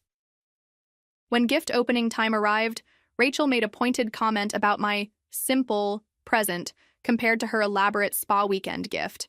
But Mom's reaction to the digital photo frame was worth any discomfort. "Oh my goodness," she gasped, tears forming as she scrolled through the first few images. "How did you find these? I thought these were lost forever." Rachel's smile tightened as Mom hugged me fiercely, whispering "thank you" repeatedly in my ear. The atmosphere shifted subtly as the afternoon progressed, with Mom proudly showing the photo frame to her friends and repeatedly calling me over to identify people in older photos. Around 5 o'clock, a slight commotion at the gate caught my attention. James arrived with Tyler and another man I didn't recognize. Rachel rushed over to greet them, proudly introducing James to a family friend. My husband is in finance, she was saying as Tyler spotted me across the yard. His expression changed instantly from casual to shocked recognition, his eyes widening as he registered my presence in this context. The three men made their way through the crowd, with Tyler whispering urgently to James, whose brow furrowed, in confusion. Rachel was midway through another introduction when they reached us. James, this is Mr. Peterson. He and Dad have been golf buddies for years. Tyler cleared his throat and began formally. James, this is actually... James suddenly looked at me properly, his face transforming with recognition. Oh my God, he exclaimed, loud enough to draw attention from nearby guests. It's an honor to meet you here, boss. The word boss seemed to echo in the sudden quiet that fell over our immediate vicinity. Rachel's smile froze, confusion evident in her eyes as several people turned to look at us. James continued, seemingly oblivious to the tension. I just started at EdgeTech last week in product development. I had no idea my division head was my wife's sister. Everyone at the company talks about you. I should have made the connection with the last name. Rachel's confusion transformed to disbelief as she looked between James and me. What are you talking about? She asked, her voice higher than normal. My sister works with computers, yes, but... Tyler respectfully interjected. She's actually the CEO of one of the fastest-growing tech companies in the country. EdgeTech is revolutionizing how businesses visualize and interpret data. We're projected to hit $900 million in valuation this year. The revelation rippled through the gathering, with family members suddenly bombarding me with questions about my work, investment opportunities, and whether I could help their children get internships. Dad stood slightly apart, his expression a complex mixture of stunned surprise and what might have been pride. Rachel pulled James aside, her face flushed and her gestures animated as she whispered urgently to him. Mom made her way to my side, slipping her arm through mine. I always knew you would do great things, she said quietly. I've been following your company in the news for the past year. Her admission surprised me, and when I asked why she'd never mentioned it, she simply replied, I thought you'd tell us when you were ready. I maintained a composed demeanor throughout the barrage of questions and congratulations, neither gloating nor diminishing my achievements. EdgeTech is the result of an incredible team's hard work, I explained to an uncle who seemed particularly impressed. I'm fortunate to work with brilliant people who share our vision. Rachel eventually returned without James, her usual confidence noticeably dimmed. She moved through the party mechanically, her smile fixed and her laughter too loud whenever anyone approached her. As the celebration continued with me now reluctantly at its center, I experienced a strange mixture of feelings, validation that I'd craved for years, but also sadness that it took external recognition for my family to see my worth. The morning after Mom's birthday party, I was having breakfast in my hotel's restaurant when Rachel appeared, looking uncharacteristically nervous in jeans and a simple sweater rather than her usual polished attire. Can I join you? She asked, hovering uncertainly by my table. I nodded, gesturing to the empty chair across from me. The conversation began awkwardly, with Rachel stirring her coffee for several minutes before finally looking up. Why didn't you ever tell us about your success? She asked, a defensive edge to her question, as if my privacy had somehow been a deliberate attack on her. I considered my answer carefully before responding. When was the last time anyone in the family asked me a specific question about my work? Rachel? Not, how's the job? But an actual question that showed interest in what I do? Her silence was answer enough. The truth is, I was never taken seriously, I continued quietly. My career was always that computer thing, or playing with technology. It didn't seem worth sharing my achievements with people who had already decided they weren't important. What followed was the most honest conversation we'd had since childhood, addressing years of dismissal and exclusion. Rachel attempted to justify her behavior at first, claiming she had been pushing me to be better with her criticism and exclusion. I thought maybe if you felt left out, you'd try harder to fit in, to be more social, she explained. Her logic so flawed it would have been funny if it hadn't shaped years of painful interactions. I calmly recounted specific examples: the missing engagement party invitation, the wedding seating arrangement, the constant undermining comments, watching as Rachel's defensiveness gradually gave way to reluctant recognition. I've been jealous, of you our whole lives," she finally admitted, tears welling in her eyes. "You were always so smart, so certain about what you wanted. Dad pushed me so hard because he thought I wasn't as naturally gifted as you." We discussed our different relationships with our parents, particularly Dad's apparent favoritism that had shaped both our self-perceptions in opposite ways. "I always thought you had it all," Rachel confessed. "The confidence, the direction. I've been terrified of failure my entire life, covering it up with this persona of success and popularity." Despite her tears and apparent sincerity, I maintained emotional boundaries, particularly when Rachel suddenly expressed interest in using connections at EdgeTech to help James advance. "That's not how my company works," I explained firmly. "Everyone earns their position based on merit and contribution. James will advance if his work warrants it, not because of family connections." We ended our conversation with a tentative agreement to try honest communication moving forward. There was no magical resolution or instant sisterly bond, but a step toward a more authentic relationship seemed possible. Before leaving town, I had lunch with my parents, during which Dad made awkward attempts to show appreciation for my achievements. "I always knew you were smart," he said, twirling pasta around his fork. "Just didn't understand all that computer stuff. Still don't, to be honest, but obviously you're good at it." Mom was more direct, confessing that she had always worried about me. "You were so independent, even as a child," she said. "I never knew how to support you because you seemed to need us so much less than Rachel did. But I've always been proud of you, Olivia." For the first time, I explained my work in terms they could understand, using examples relevant to their experiences rather than technical jargon. By the end of the meal, they had a clearer picture of what I actually did, and I had invited them to visit me in the city to see my life there. Returning to my role as CEO, I carried a new perspective that influenced both my professional and personal choices. Success without meaningful connections had begun to feel hollow, and I took steps to balance work commitments with personal relationships, sharing more of myself with colleagues and friends who had consistently shown they valued me. I recognized that hiding my achievements had been partly self-protection, a way to avoid the hurt of having important milestones dismissed or diminished. 6 months later, at the company holiday party, I watched James laughing with his team members, having proven himself to be a valuable contributor on his own merits. Rachel and I had begun taking small steps toward a real sisterhood, starting with honest weekly phone calls and a shared commitment to moving beyond our complicated past. My parents had visited my office the previous month, Dad touring the facility, with uncharacteristic interest, asking questions and repeatedly introducing himself to employees as Olivia's father, with evident pride. The journey had shaped my identity in ways I couldn't have imagined when I sat alone in my apartment that Thanksgiving, scrolling through photos of a family gathering I hadn't been invited to.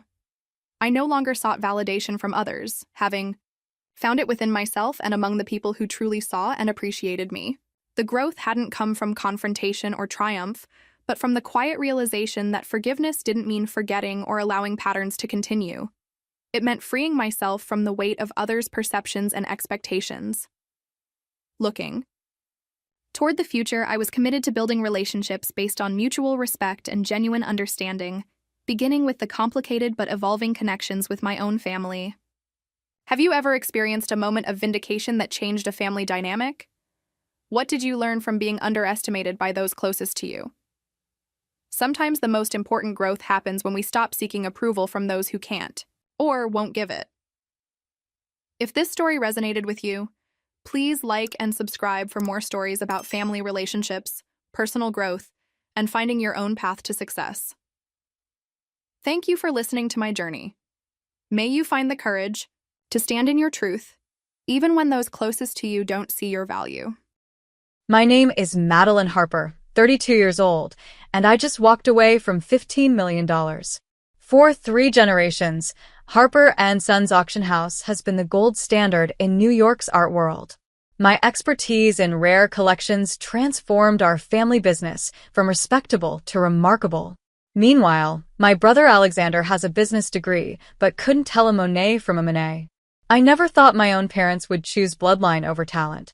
Before I tell you how I built an empire just to watch it crumble, let me know where you're watching from and hit subscribe to join me on this journey of reclaiming my worth. I grew up surrounded by beautiful things. Our family home in Connecticut housed museum-worthy pieces that rotated as they went to auction. While other kids had picture books, I had catalogs. Instead of bedtime stories, my father would tell me about brushstrokes and provenance. By age 8, I could spot a reproduction from across the room. It wasn't just a party trick, it was the foundation of my future. My mother Eleanor would take me to estate sales on weekends. "Look with your eyes first, then your hands, then your heart," she'd whisper. I learned to feel the weight of silver, identify hallmarks on porcelain, and recognize the distinct smell of old canvas. These weren't just objects to me, they were stories waiting to be told. When I was 16, I caught a Degas forgery that had fooled 2 senior appraisers. The piece had the right materials, the right aging, even the right signature, but the dancer's positioning was slightly off. Degas understood anatomy. I explained to my skeptical father. The weight distribution here is impossible. 3 weeks and several tests later, my observation was confirmed. That was the day my father stopped introducing me as my daughter and started saying, "Our secret weapon." I earned my art history degree from Columbia, graduating summa cum laude, with a thesis on authentication methodologies that was published in 3 major journals. While my classmates headed to museums or galleries, I knew exactly where I belonged. After back-to-back internships at Christie's and Sotheby's to understand our competition, I returned to Harper & Sons ready to revolutionize. The auction house occupied a 5-story brownstone on the Upper East Side. The first floor displayed our current offerings, the second housed our offices, the third contained our authentication labs, the fourth our archives, and the fifth the space for private viewings. The building smelled of lemon polish and old money. When I walked through those doors with my new business cards, Madeline Harper, Senior Authenticator, I felt like I was exactly where I was meant to be. Over the next decade, I transformed our family business. I modernized our catalog system, transitioning from printed booklets to an interactive digital platform. I developed proprietary authentication technology that combined traditional techniques with spectroscopic analysis. I created a client database that tracked not just purchases but interests, connecting collectors with pieces they didn't even know they wanted yet. Our sales increased by 37% within 3 years. My brother Alexander, Alex to the family, was 3 years younger and infinitely less interested in the business. He attended Wharton, joined a fraternity, and returned with a business degree and a talent for spreadsheets, but zero passion for what we actually sold. He could talk profit margins all day, but couldn't tell you why a client might prefer expressionism over impressionism. "It's just stuff, Maddie," he'd say, using the nickname I'd repeatedly asked him to drop professionally. Expensive stuff, but still just stuff. Our parents, Harold and Eleanor Harper, were proud of both their children, but in different ways. They praised my expertise, but celebrated Alex's business acumen. When he proposed cost-cutting measures that would have alienated our top clients, my parents called it innovative thinking. When I secured exclusive rights to auction the Richardson collection, beating out Christie's and earning us a $2 million commission, it was simply good work, dear. Our family dinners were exercises in diplomacy. My father would sit at the head of the table, my mother to his right, Alex to his left, and me across from him. The seating arrangement wasn't subtle. Harper & Sons had been founded by my grandfather Theodore Harper in 1948, passed to my father Harold in 1982, and was always intended to stay in the family line. The fact that the family line had produced a daughter with unmatched talent and a son with minimal interest seemed irrelevant to tradition. I focused on building relationships with collectors. Lawrence Whitmore became my most valued client, a notoriously private billionaire who had amassed one of the finest private collections of 20th-century American art. Whitmore refused to work with anyone but me, even declining meetings with my father. "You understand the soul of these pieces," he told me once, "not just their price tags." Whitmore's loyalty wasn't just flattering, it was financially significant. His purchases and consignments represented nearly 15% of our annual revenue. He'd call me directly on my cell phone, sometimes at odd hours when inspiration struck. "Madeline, I need something that speaks to isolation but with undertones of hope," he might say, and I'd know exactly what to look for. My father recognized Whitmore's importance, but seemed uncomfortable with his preference for me. Client relationships are crucial, he'd remind me, but remember they're loyal to Harper and Sons, not to individuals. I'd nod politely, while knowing the opposite was true. In the art world, trust is everything, and trust is personal. By my 10th year at the auction house, I had effectively become its operational head. I led team meetings, curated major auctions, and handled our most significant clients. My father still held the title of CEO and managing director, but increasingly deferred to my judgment on everything except financial decisions, which he discussed primarily with Alex despite my brother's limited involvement in day-to-day operations. I didn't mind the arrangement. Titles meant less to me than actual influence. Besides, I was playing the long game. At 67, my father had begun mentioning retirement.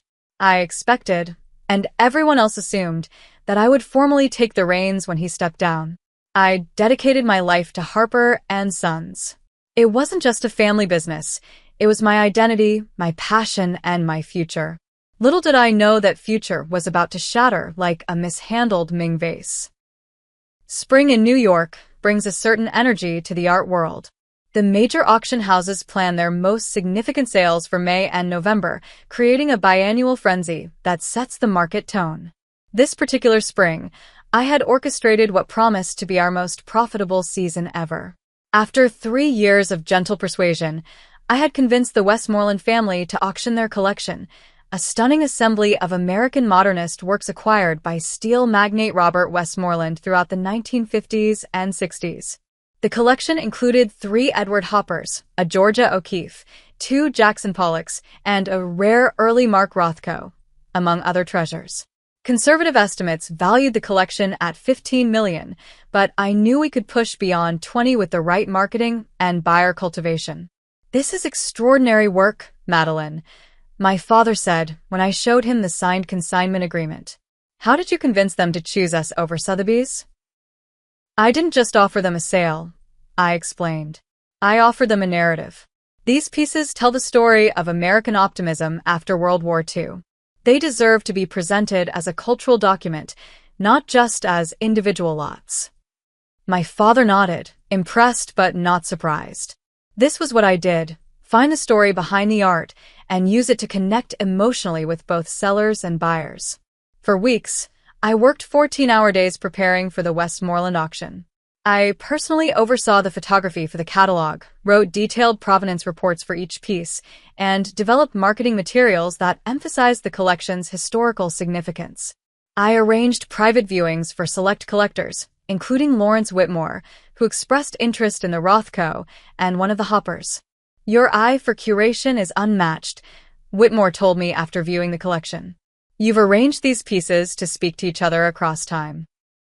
I coordinated with museums for authentication confirmation, negotiated with insurance companies for appropriate coverage, and trained our staff on the specific talking points for each piece. This wasn't just another auction. It was potentially transformative for Harper and Sons. Success would elevate us from a respected family business to a true competitor for the auction world's top tier. Around this time, rumors began circulating about an upcoming leadership change. My father had mentioned at our last board meeting that new blood was needed as the company moved forward. Several colleagues congratulated me prematurely, assuming the announcement was a formality. Even our chief financial officer pulled me aside to discuss budget priorities for when you take over. I tried to remain professionally modest about the prospect, but privately, I allowed myself to dream. As managing director, I would implement the innovations I'd been advocating for years. Expanded digital presence, satellite locations in emerging markets, specialized departments for contemporary art and design. I envision Harper and Sons becoming not just an auction house, but a cultural institution, hosting lectures, publishing research, perhaps even establishing a foundation to support emerging artists.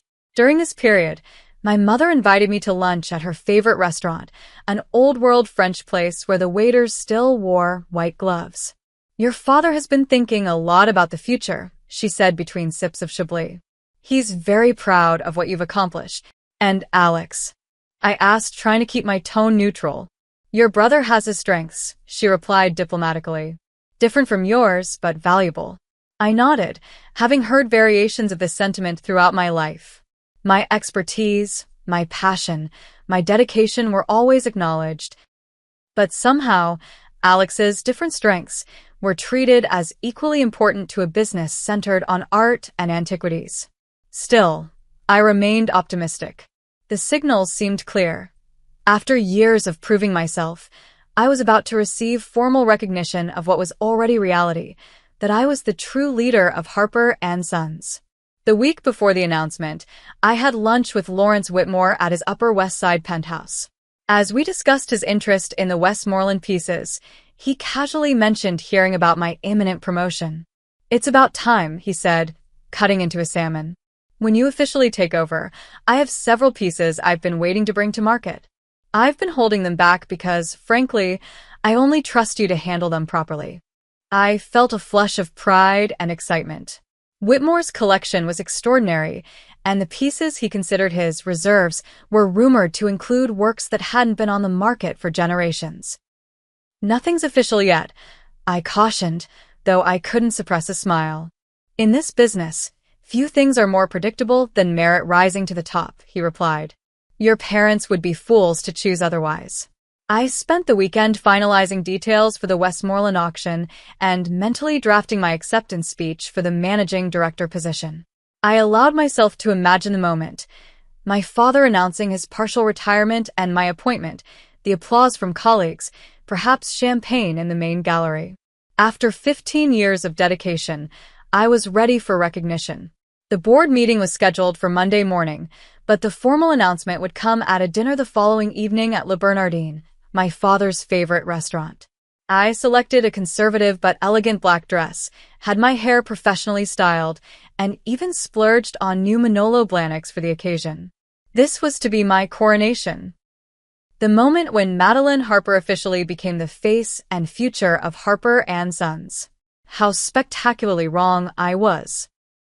Le Bernardin glowed with understated luxury.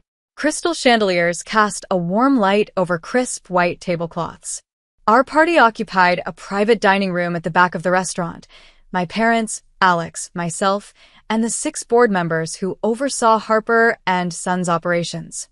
Everyone was dressed impeccably, the men in tailored suits, the women in cocktail attire.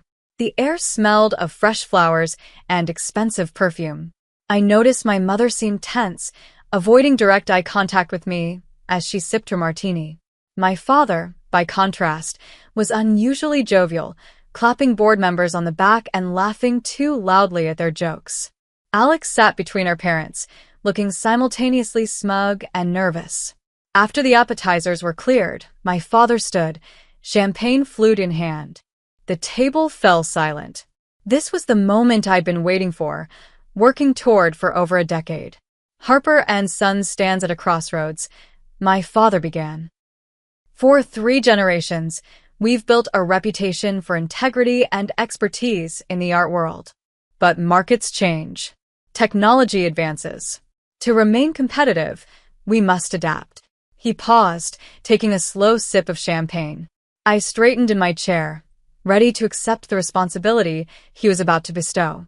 Madeline has done extraordinary work with our authentication processes and client relationships, he continued. I felt a flush of pride, quickly followed by unease at his use of past tense. Her expertise has been invaluable. Has been. Not is. Has been. But moving forward, Harper and Sons needs more than expertise in art. We need strategic vision, financial acumen, and bold leadership for the digital age. The room began to tilt slightly. I gripped my water glass, suddenly understanding where this was going. It is therefore with great pride that I announce our new managing director, my father said, turning toward my brother. Alexander Harper will lead Harper and Sons into its next chapter, effective immediately. The room erupted in applause. I sat frozen, my face a careful mask, while inside my world collapsed. Alex stood, shaking hands with board members, accepting congratulations with practiced humility. I'm honored to carry on the family legacy, he said, emphasizing the word family with a quick glance in my direction. I don't remember the main course being served. I must have eaten something, must have engaged in conversation, but those minutes exist in a fog of shock and betrayal.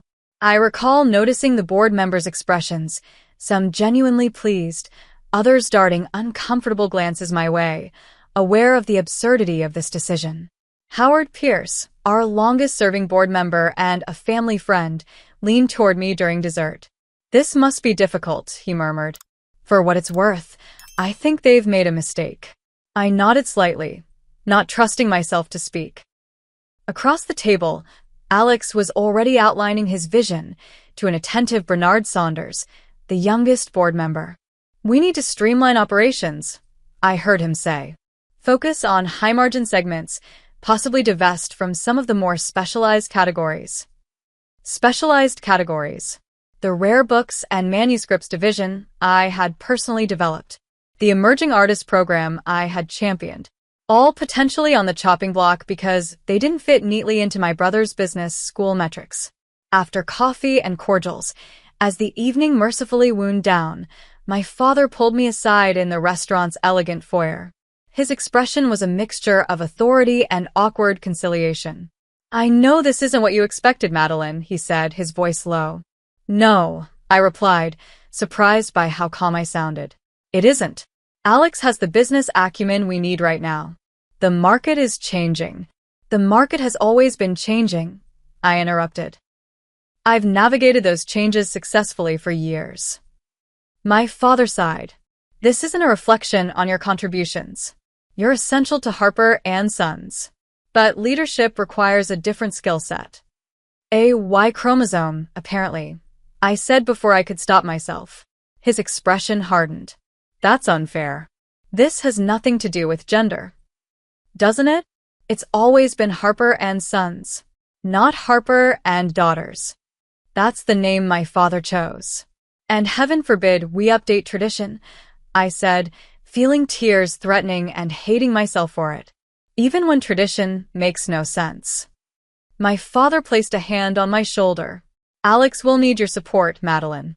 This transition will be difficult for him." And there it was, the final insult. Not only had I been passed over for the position I had earned, but now I was expected to support and nurture the very person who had taken it from me.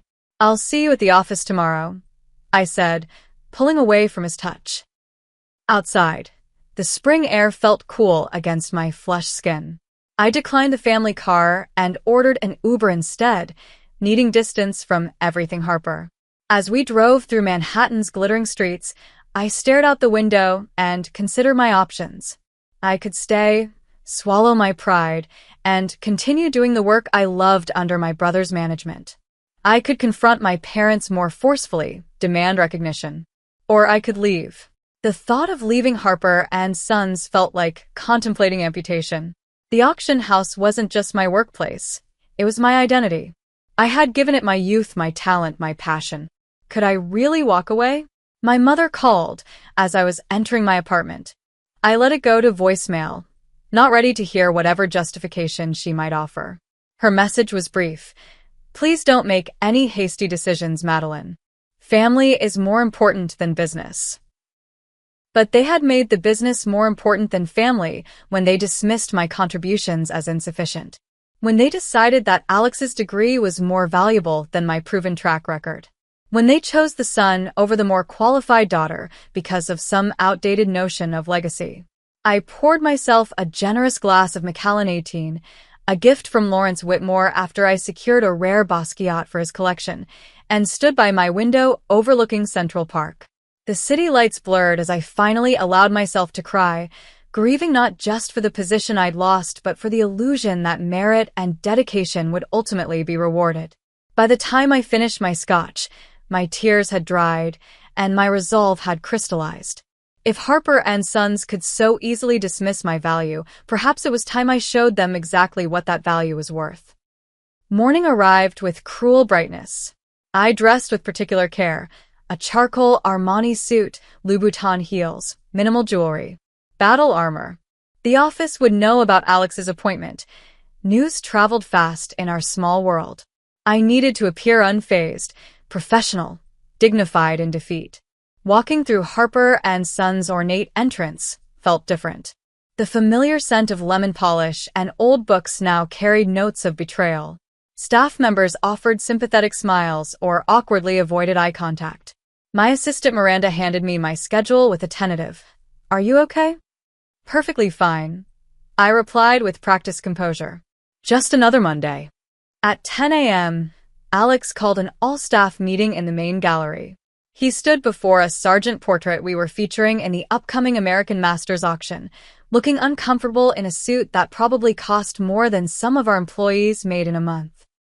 "As you may have heard, I'm stepping into the role of managing director," he announced, his voice echoing slightly in the high-ceilinged space.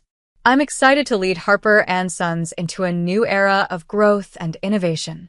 I stood at the back, arms crossed, noting how he unconsciously mimicked our father's speech patterns and gestures. Several colleagues glanced my way, their expressions ranging from curiosity to concern. "While we honor our traditions," Alex continued, "we must also embrace change. Over the coming weeks, I'll be reviewing all departments to identify efficiencies and opportunities." Translation: cuts were coming. I watched our authentication team exchange worried glances. They knew their department was expensive to maintain. "I'll be counting on each of you to support this transition," Alex finished, his gaze finally finding me at the back of the room. "Especially those with long-standing client relationships." The implication was clear. He expected me to transfer my client relationships I had cultivated over years, to his stewardship, as if trust could be handed over like a business card. After the meeting, I returned to my office to find Alex waiting, seated in my chair. He swiveled slightly, looking at my shelves of reference books and client files. "Nice view," he said, nodding toward the window that overlooked Madison Avenue. "I might take this office once we reorganize." I leaned against the doorframe. "Was there something you needed, Alex?" He stood, buttoning his jacket in a gesture so reminiscent of our father it was almost comical. "Just wanted to touch base about the Westmoreland auction. Dad thinks I should take point on it." The Westmoreland family specifically chose Harper and Sons because of my approach to their collection, I replied evenly. "Their contract names me as lead curator." Alex frowned. "Contracts can be amended. As managing director?" "You risk losing the entire collection if you push this," I interrupted. "The Westmorelands aren't just selling art. They're entrusting us with their family legacy. They need to feel confident in our handling." "And they can't feel confident with me?" His voice had an edge now. "Do you know which hopper in their collection Patricia Westmoreland posed for? Or why the Rothko was kept in Robert Westmoreland's private study rather than the main gallery?" Alex's silence was answer enough. "These details matter, Alex. They're not just anecdotes. They're relationship currency. The Westmorelands chose us because I know their collection story." "Fine," he conceded with visible irritation. "Handle the Westmoreland auction. But I want daily briefings, and I'll be attending all client meetings moving forward." After he left, I sat at my desk and opened my laptop. The authentication database I'd developed over the past 5 years appeared on screen. Thousands of entries documenting provenance details, material analyses, and market histories. My proprietary system had streamlined our authentication process, reducing verification time by nearly 60% while improving accuracy. This database belonged to Harper and Sons on paper, but in reality, it was mine, my methodology, my research, my insights coded into every algorithm. The same was true for my client files, which contained personal notes about collectors' preferences, family dynamics, and private motivations that influenced their buying decisions. I was contemplating this when my mother called, asking me to meet for lunch. We sat at her usual table at La Grenouille, surrounded by Manhattan socialites and business executives. "You must understand your father's position," she said after ordering her usual Niçoise salad. "Harper and Sons has always passed from father to son. Even when the son has minimal interest or expertise?" I asked, pushing my untouched foie gras aside. "Alex has other qualities," she insisted. "He understands finances, strategic planning." "So does our CFO," I countered. "Should she be managing director?" My mother sighed, dabbing her lips with a napkin. Madeline, please. You're making this difficult. Your role at Harper and Sons is secure. Nothing changes except the title. Everything changes with the title, Mother. Authority, direction, vision, these flow from leadership. Then support your brother's leadership, she said, reaching for my hand. Help him succeed. That's what family does. I withdrew my hand. Did anyone consider helping me succeed? Or was I always just keeping the seat warm until Alex was ready? Her silence told me everything. Back at the office, I found an email from Alex outlining his modernization plan, which included replacing my authentication system with a third-party service that offered comparable results at reduced costs. The service he referenced was one I had evaluated 2 years earlier and rejected for its inferior methodology and frequent errors. This wasn't just about my title anymore. It was about dismantling my contributions piece by piece. Later that afternoon, I received a call from Lawrence Whitmore. I hear congratulations are in order, he said, his tone ironic. Not for you, unfortunately. News travels fast, I replied. In our circles, always, Whitmore said. I'm calling to confirm our meeting next week about the Wyeth collection. Still on. The Wyeth collection, 5 Andrew Wyeth Works Whitmore, was considering consigning to our fall auction. Potentially $2 million in commissions. Actually, I said, making a split-second decision, you might want to speak with our new managing director about that. Family tradition and all. I don't do business with people I don't know, Madeline, Whitmore replied, his voice cooling. You handle my affairs at Harper and Sons, or no one does. After we hung up, I sat in silence, thinking about loyalty, to family, to clients, to oneself.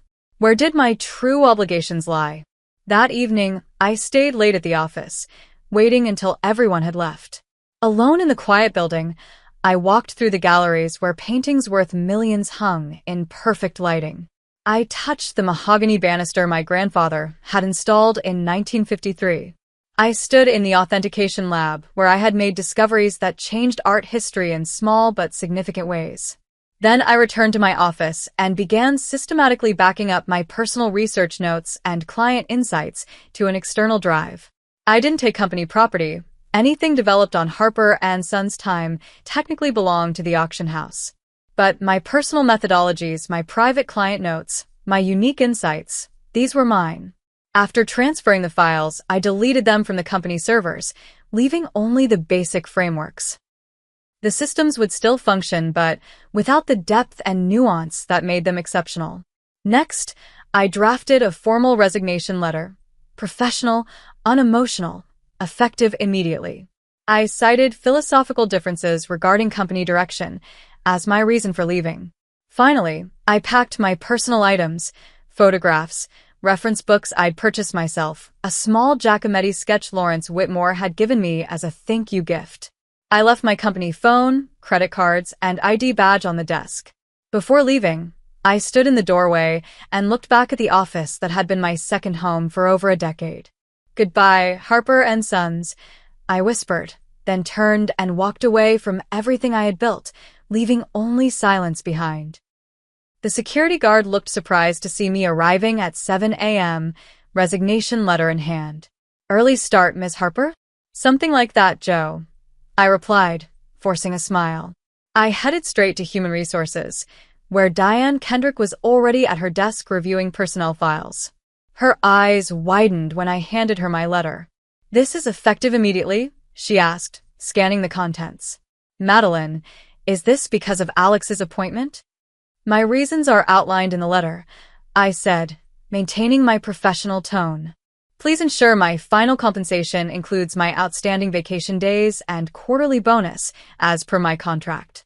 Diane stood, her expression distressed. Have you spoken with your father about this? Or Alex? This seems very sudden. It's not sudden to me, I replied. Please make sure the board receives a copy of my resignation today. By 8 a.m., word had spread. My assistant Miranda burst into tears when I told her. What will happen to the Westmoreland auction? She asked between sobs. That's for the managing director to determine, I said, handing her a letter of recommendation I'd prepared. You're extraordinary at your job, Miranda. Don't let anyone tell you otherwise. At 9:30, Alex stormed into my half-empty office, face flushed with anger. What the hell do you think you're doing? Resigning, I replied calmly, placing my grandfather's fountain pen in my purse, the last personal item remaining. You can't just leave in the middle of the Westmoreland preparations. We have obligations, contracts. Those contracts name Harper and Sons as the responsible party, I reminded him. And you're the managing director of Harper and Sons now. Congratulations again. Alex ran a hand through his hair, his confident facade crumbling slightly. This is childish, Maddie. You're throwing a tantrum because you didn't get your way. I'm making a business decision. I corrected him. My expertise is clearly not valued here, so I'm taking it elsewhere. Where? Christie's? Sotheby's? He laughed without humor. Dad will sue you for breach of contract if you join a competitor. My non-compete prevents me from joining another auction house for 6 months, I acknowledged. But it doesn't prevent me from independent consulting. Alex's eyes narrowed. You're planning to poach our clients. I'm planning to continue working with people who value my expertise, I corrected him. If those happen to be former Harper and Sons clients, that's hardly my fault. My phone buzzed with a call from my father. I declined it and continued packing my bag. Dad's going to be furious, Alex said, sounding suddenly younger, more like the brother I grew up with than the businessman he was pretending to be. I imagine he will be, I agreed. But then he made his choice. Now I'm making mine. As I walked toward the elevator, several colleagues approached to say goodbye.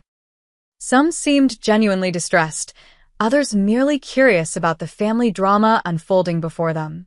I maintained my composure, thanking them for their good wishes and promising to stay in touch. My father called 3 more times before I reached the lobby. When I finally answered, his voice was tight with controlled anger. Return to the office immediately, Madeline. We need to discuss this like adults. There's nothing to discuss, I replied, stepping out onto Madison Avenue. You made a business decision. So did I. You're abandoning your family, he accused. No, Dad. My family abandoned me when they decided my decade of dedication wasn't worth recognizing. I ended the call and turned off my phone, hailing a taxi to take me home. For the first time in years, I had no meetings scheduled, no clients to call, no auctions to prepare.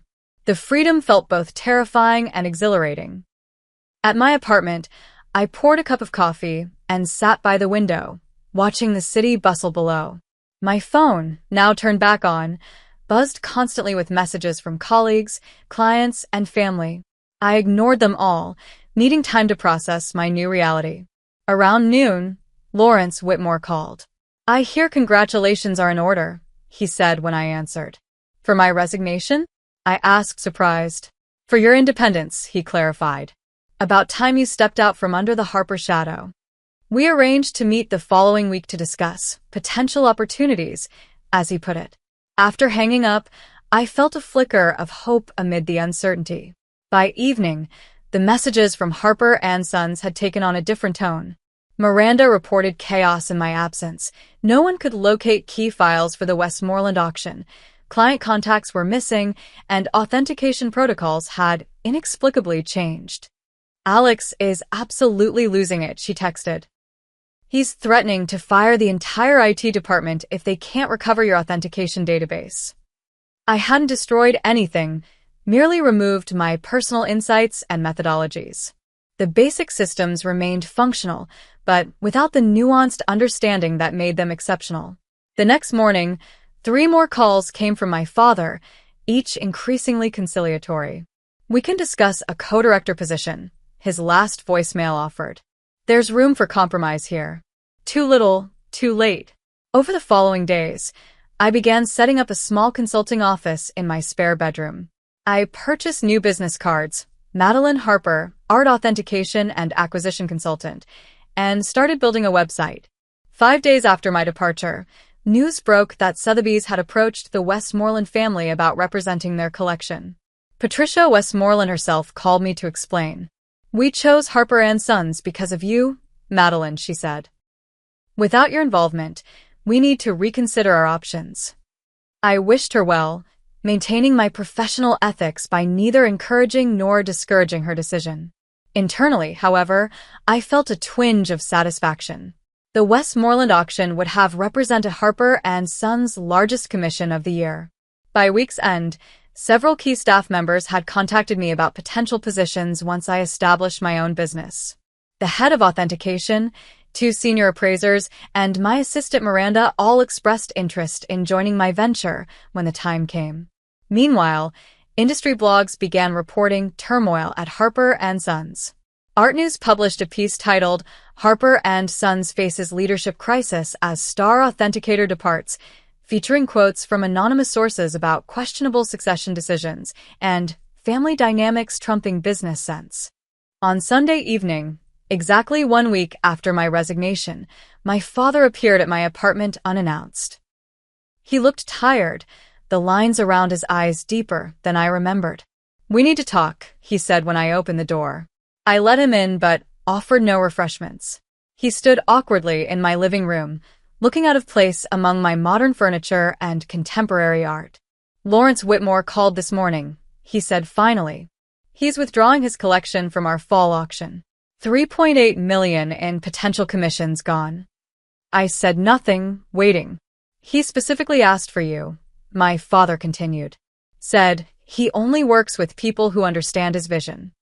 Mr. Whitmore is very particular about his collection," I noted neutrally. My father turned to face me directly. "This isn't just about Whitmore. The Westmoreland auction is in jeopardy.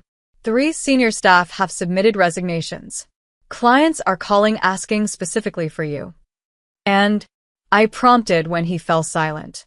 "And we need you back," he admitted, the words seeming to physically pain him. "Harper and Sons needs you." I crossed my arms, feeling a strange calm. "I think you mean to say that Alex needs me." My father sighed heavily. "Alex is struggling with the transition." "Because he's unqualified for the position," I said bluntly. "Because he lacks your specific expertise," my father corrected. "Which is why you should be working together." "I offered to work with Alex for years," I reminded him. "He showed no interest in learning the aspects of the business I manage.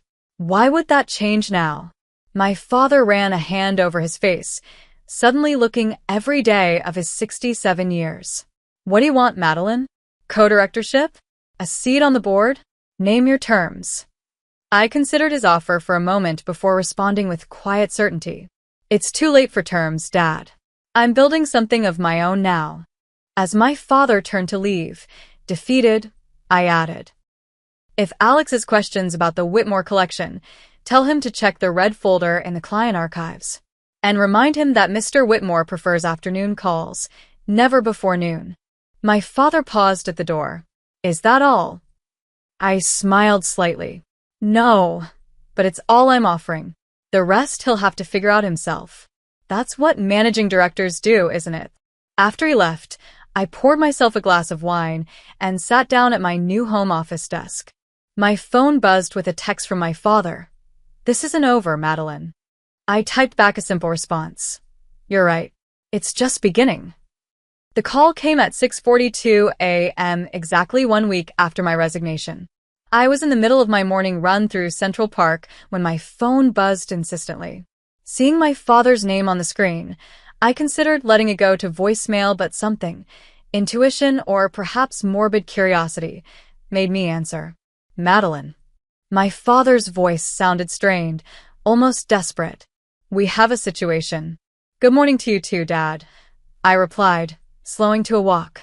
"Lawrence Whitmore just pulled his entire collection from our fall auction," he said, cutting straight to the point. $3.8 million in commissions gone. He's taking everything to Christie's." I found a bench and sat down, wiping sweat from my forehead. "That's unfortunate." "Unfortunate." My father's voice rose sharply. "It's catastrophic. Whitmore isn't just any client. He's our anchor for the American Masters auction. Without his pieces, the entire event loses its draw." "I'm aware of Mr. Whitmore's significance," I said calmly. "I've only been cultivating his business for 7 years. He's asking for you specifically, my father continued, his tone shifting from angry to entreating. Says he won't work with anyone else, not even Christie's. He wants you to represent his collection, whatever that means.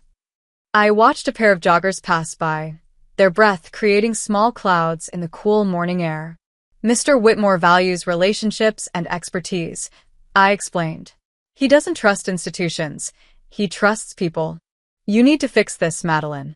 I don't work for Harper and Sons anymore, Dad. This isn't my problem to fix. A long pause followed. I could almost see my father pacing in his office, running a hand through his silver hair as he always did when frustrated. What do you want? He finally asked. A higher salary? That corner office you've been eyeing? Name it. It's not about compensation, I said, standing to continue my walk. It's about recognition and respect. Something money can't buy.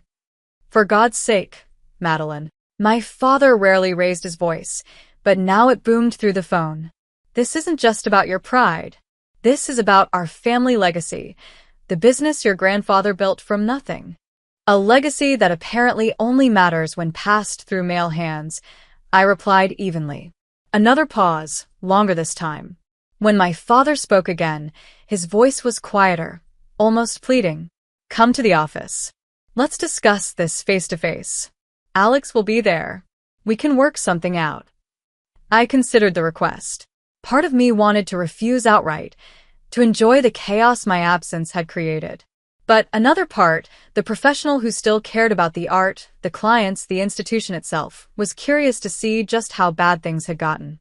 Fine, y conceded. I'll be there at 11.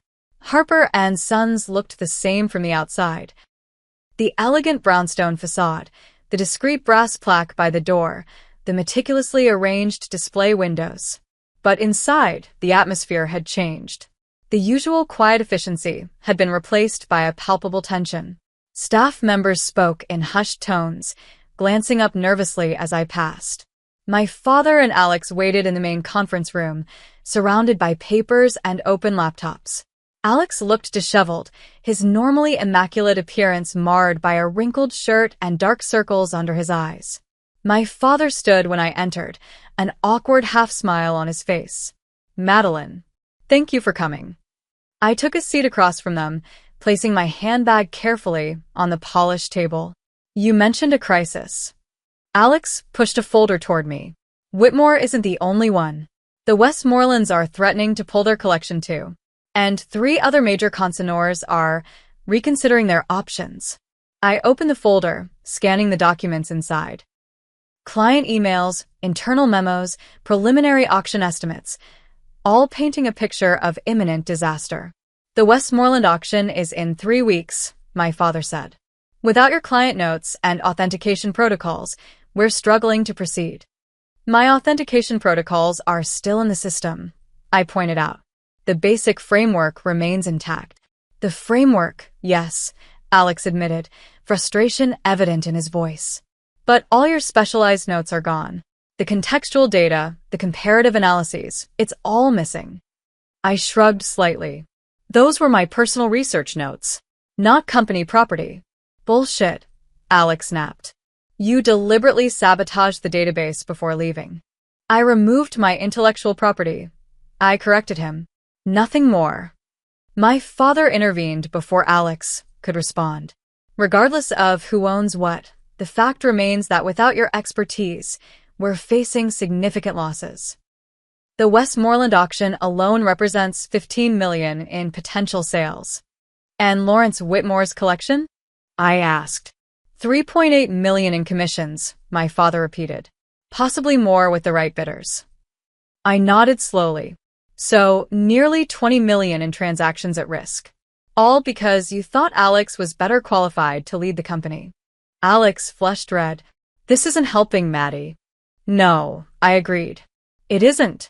But neither was dismissing my decade of dedication in favor of your business degree and last name.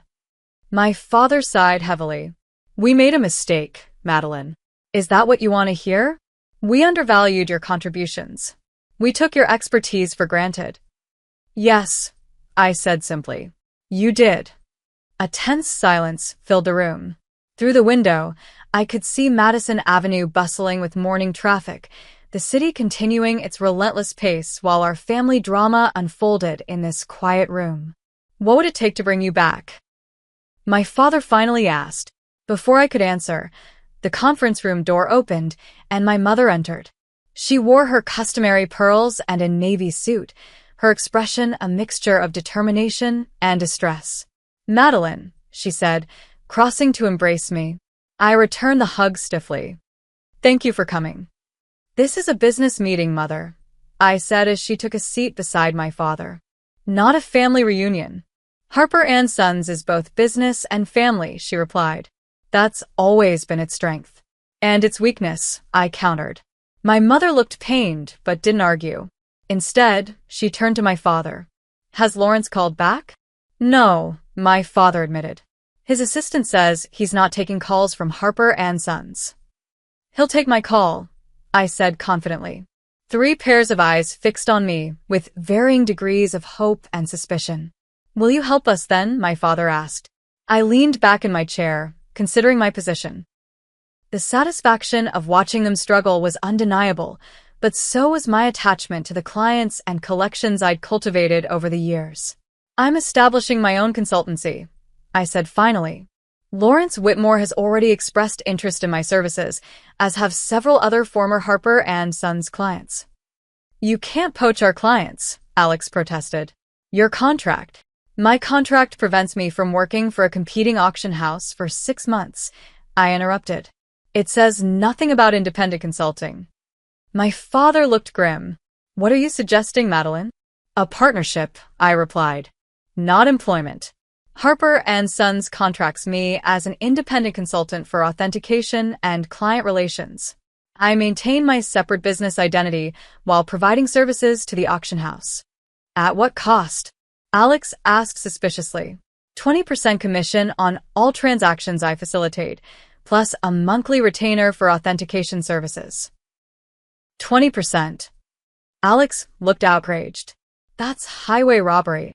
That's the market rate for saving $20 million in at-risk business," I countered. "Take it or leave it." My father and Alex exchanged glances. Even my mother looked uncertain. "We need to discuss this privately," my father said finally. "Of course." I stood, gathering my belongings. "Take all the time you need. Lawrence Whitmore is meeting with Christie's tomorrow morning, so you have until then to decide." As I reached the door, my father called after me. "Madeline, did you ever consider that this might destroy Harper and Sons? The business your grandfather built." I turned back to face my family. Grandfather built Harper and Sons on expertise and integrity, not nepotism. Perhaps you should have considered that before making your decision. Outside, the spring air felt cleansing. I walked several blocks before calling Lawrence Whitmore from a quiet coffee shop on Lexington Avenue. "How did it go?" he asked by way of greeting. "About as expected," I replied. "They're desperate but still resistant to change." Whitmore chuckled. "Typical Harold. Too proud to admit when he's wrong." "They're considering my partnership proposal," I said, stirring my latte. "But I'm not holding my breath." "You shouldn't have to fight for what you've earned, Madeline," Whitmore said, his tone serious now. "Remember, my offer stands regardless of what they decide." "I appreciate that," I said sincerely. That evening, my parents appeared at my apartment door unannounced. My mother carried a casserole dish, her traditional peace offering, while my father clutched a folder of documents. "We need to talk," he said as I reluctantly let them in. My mother busied herself in the kitchen while my father and I sat in the living room. He placed the folder on the coffee table between us. "We've considered your proposal," he began. "The terms are acceptable with some modifications." I raised an eyebrow, but said nothing. 15% commission rather than 20, he continued. "And we want exclusivity. No consulting for competing auction houses while you're under contract with us." 18%, I countered. "And I'll agree to non-competition for specific clients I handle for Harper and Sons, but my business remains independent." My father hesitated, then nodded. "Acceptable. And what about Alex?" I asked. "Alex remains managing director," my father stated firmly. Then my answer is no. My father's expression hardened. This isn't negotiable, Madeline. The board has confirmed his appointment. Then confirm mine as co-director with equal authority, I insisted. Or watch your clients walk away one by one. Before my father could respond, my mother returned from the kitchen. Harold, for God's sake, she said, her voice uncharacteristically sharp. Stop being so stubborn. We're about to lose everything because of your pride. My father looked startled by her intervention. In 35 years of marriage, my mother had rarely contradicted him publicly. Eleanor, he began. No, she interrupted. I've supported your decisions for decades, including this one, and look where it's gotten us. Madeline deserves recognition for her contributions. If that means co-directorship, then so be it. A heavy silence fell over the room. My father looked between us, seemingly recognizing that he was outnumbered. The board, he tried again. The board will approve whatever you recommend, my mother said dismissively. They always have. Finally, my father sighed in defeat. Co-directors, he conceded. Equal authority. But financial decisions require mutual agreement between you and Alex. I considered the offer. It wasn't perfect, but it was more than I had expected. I want it in writing, I said. Formal contract, board approval, public announcement. Fine, my father agreed. We'll have the lawyers draft the agreement tomorrow. As they prepared to leave, my father paused at the door. Will you call Whitmore tonight? His meeting with Christie's. I'll handle it, I promised. After they left, I sat alone in my apartment, contemplating the unexpected turn of events. The victory felt hollow somehow, tainted by the knowledge that it came through coercion rather than merit. Would my grandfather have approved of my tactics? Would he have understood my frustration? These questions lingered as I dialed Lawrence Whitmore's number to deliver the news. The auction house that had dismissed me was now begging for my return. The brother, who had taken my rightful position, would now have to share it. The parents who had devalued my contributions now acknowledged their mistake. It should have felt triumphant. Instead, it felt complicated. A mixture of vindication, resignation, and determination to prove, once and for all, that I deserved the Harper name just as much as any son. The board meeting that formalized my appointment as co-director was held on a rainy Tuesday morning. I arrived early, dressed in a custom navy Chanel suit, an investment in my new professional identity. The boardroom felt different now that I was entering as an equal rather than a subordinate. My father sat at the head of the table as always, but now Alex and I flanked him on either side, a visual representation of our new power structure. The board has reviewed and unanimously approved the restructuring proposal, my father announced once all members were present. Effective immediately, Harper and Sons will be led jointly by Alexander and Madeline Harper as co-directors, with myself remaining as chairman. Howard Pierce, our senior board member, smiled warmly in my direction. A long overdue recognition, if I may say so. The meeting proceeded with remarkable efficiency. My partnership agreement was approved, my authentication protocols were formally recognized as essential to operations, and my client relationships were acknowledged as key assets to the company. Throughout the proceedings, Alex remained unusually quiet, his expression unreadable. After the meeting adjourned, he approached me in the hallway. Congratulations, he said stiffly. I suppose you got what you wanted. This isn't about winning, Alex, I replied. It's about recognition. Is there a difference? He ran a hand through his hair, a gesture reminiscent of our father. Look, I know I'm not the expert you are. I never claimed to be. But I do have skills that could benefit this company. I never said you didn't, I pointed out. I've always been open to collaboration. You're the one who kept dismissing my input. Alex looked uncomfortable. Dad always framed it as an either/or situation. His or. He trailed off, seemingly aware of how it sounded. His daughter? I finished for him. I didn't ask to be put in this position, Maddie. Neither did I replied. But here we are. The question is, what are we going to do about it? A moment of understanding passed between us, perhaps the first in our adult lives. We weren't just siblings or rivals. We were now business partners with a shared legacy to protect. The Westmoreland auction is in 2 weeks, Alex said finally. I could use your insight on the marketing approach. It wasn't quite an olive branch, but it was something. I'll review the materials this afternoon, I promised. My first official act as co-director was to call Lawrence Whitmore and personally assure him that his collection would receive the attention it deserved at Harper & Sons. He sounded pleased but not surprised by the news of my appointment. I told you they'd come around, he said. No one walks away from talent like yours, Madeline. Thank you for your confidence, I replied. And for your patience during the transition. Strategic pressure often yields the best results, Whitmore observed. I'm looking forward to our continued collaboration. The call ended with Whitmore confirming that his collection would remain with Harper & Sons for the fall auction, a $3.8 million commission secured with a single conversation. Over the following days, I worked to restore the authentication systems I had partially dismantled upon my departure. The process was methodical and gave me time to think about the future of Harper & Sons under shared leadership.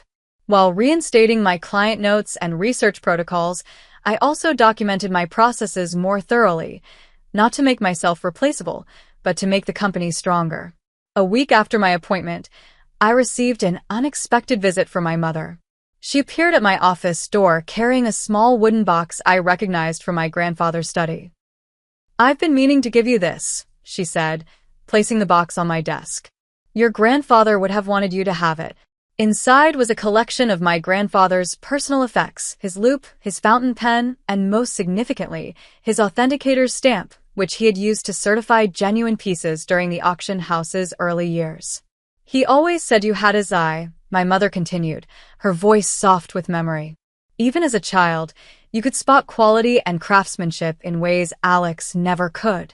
I held the loupe up to the light, remembering how my grandfather had taught me to examine brushstrokes and canvas weave.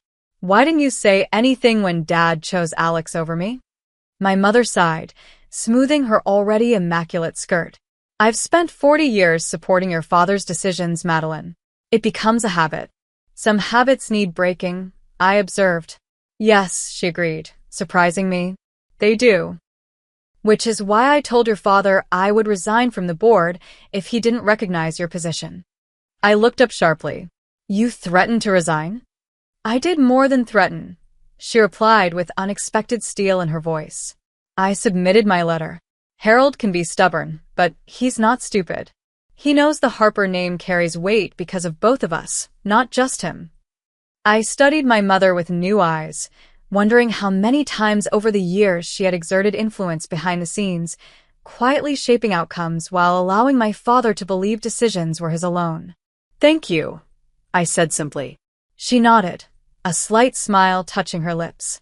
Harper & Sons should really be Harper & Daughters too. Perhaps it's time for another change. The Westmoreland auction exceeded all expectations. Under our joint leadership, Alex handled the financial and operational aspects while I managed client relations and authentication. The Hopper painting sold for well above estimate. The O'Keefe set a new auction record, and the Rothko, the piece Patricia Westmoreland had been most reluctant to part with, found a home in Lawrence Whitmore's collection, bringing the relationship full circle. The success brought validation, but more importantly, it brought clarity. I realized that while I had fought for recognition within Harper & Sons, what I truly valued was the work itself, the art, the history, the stories behind each piece.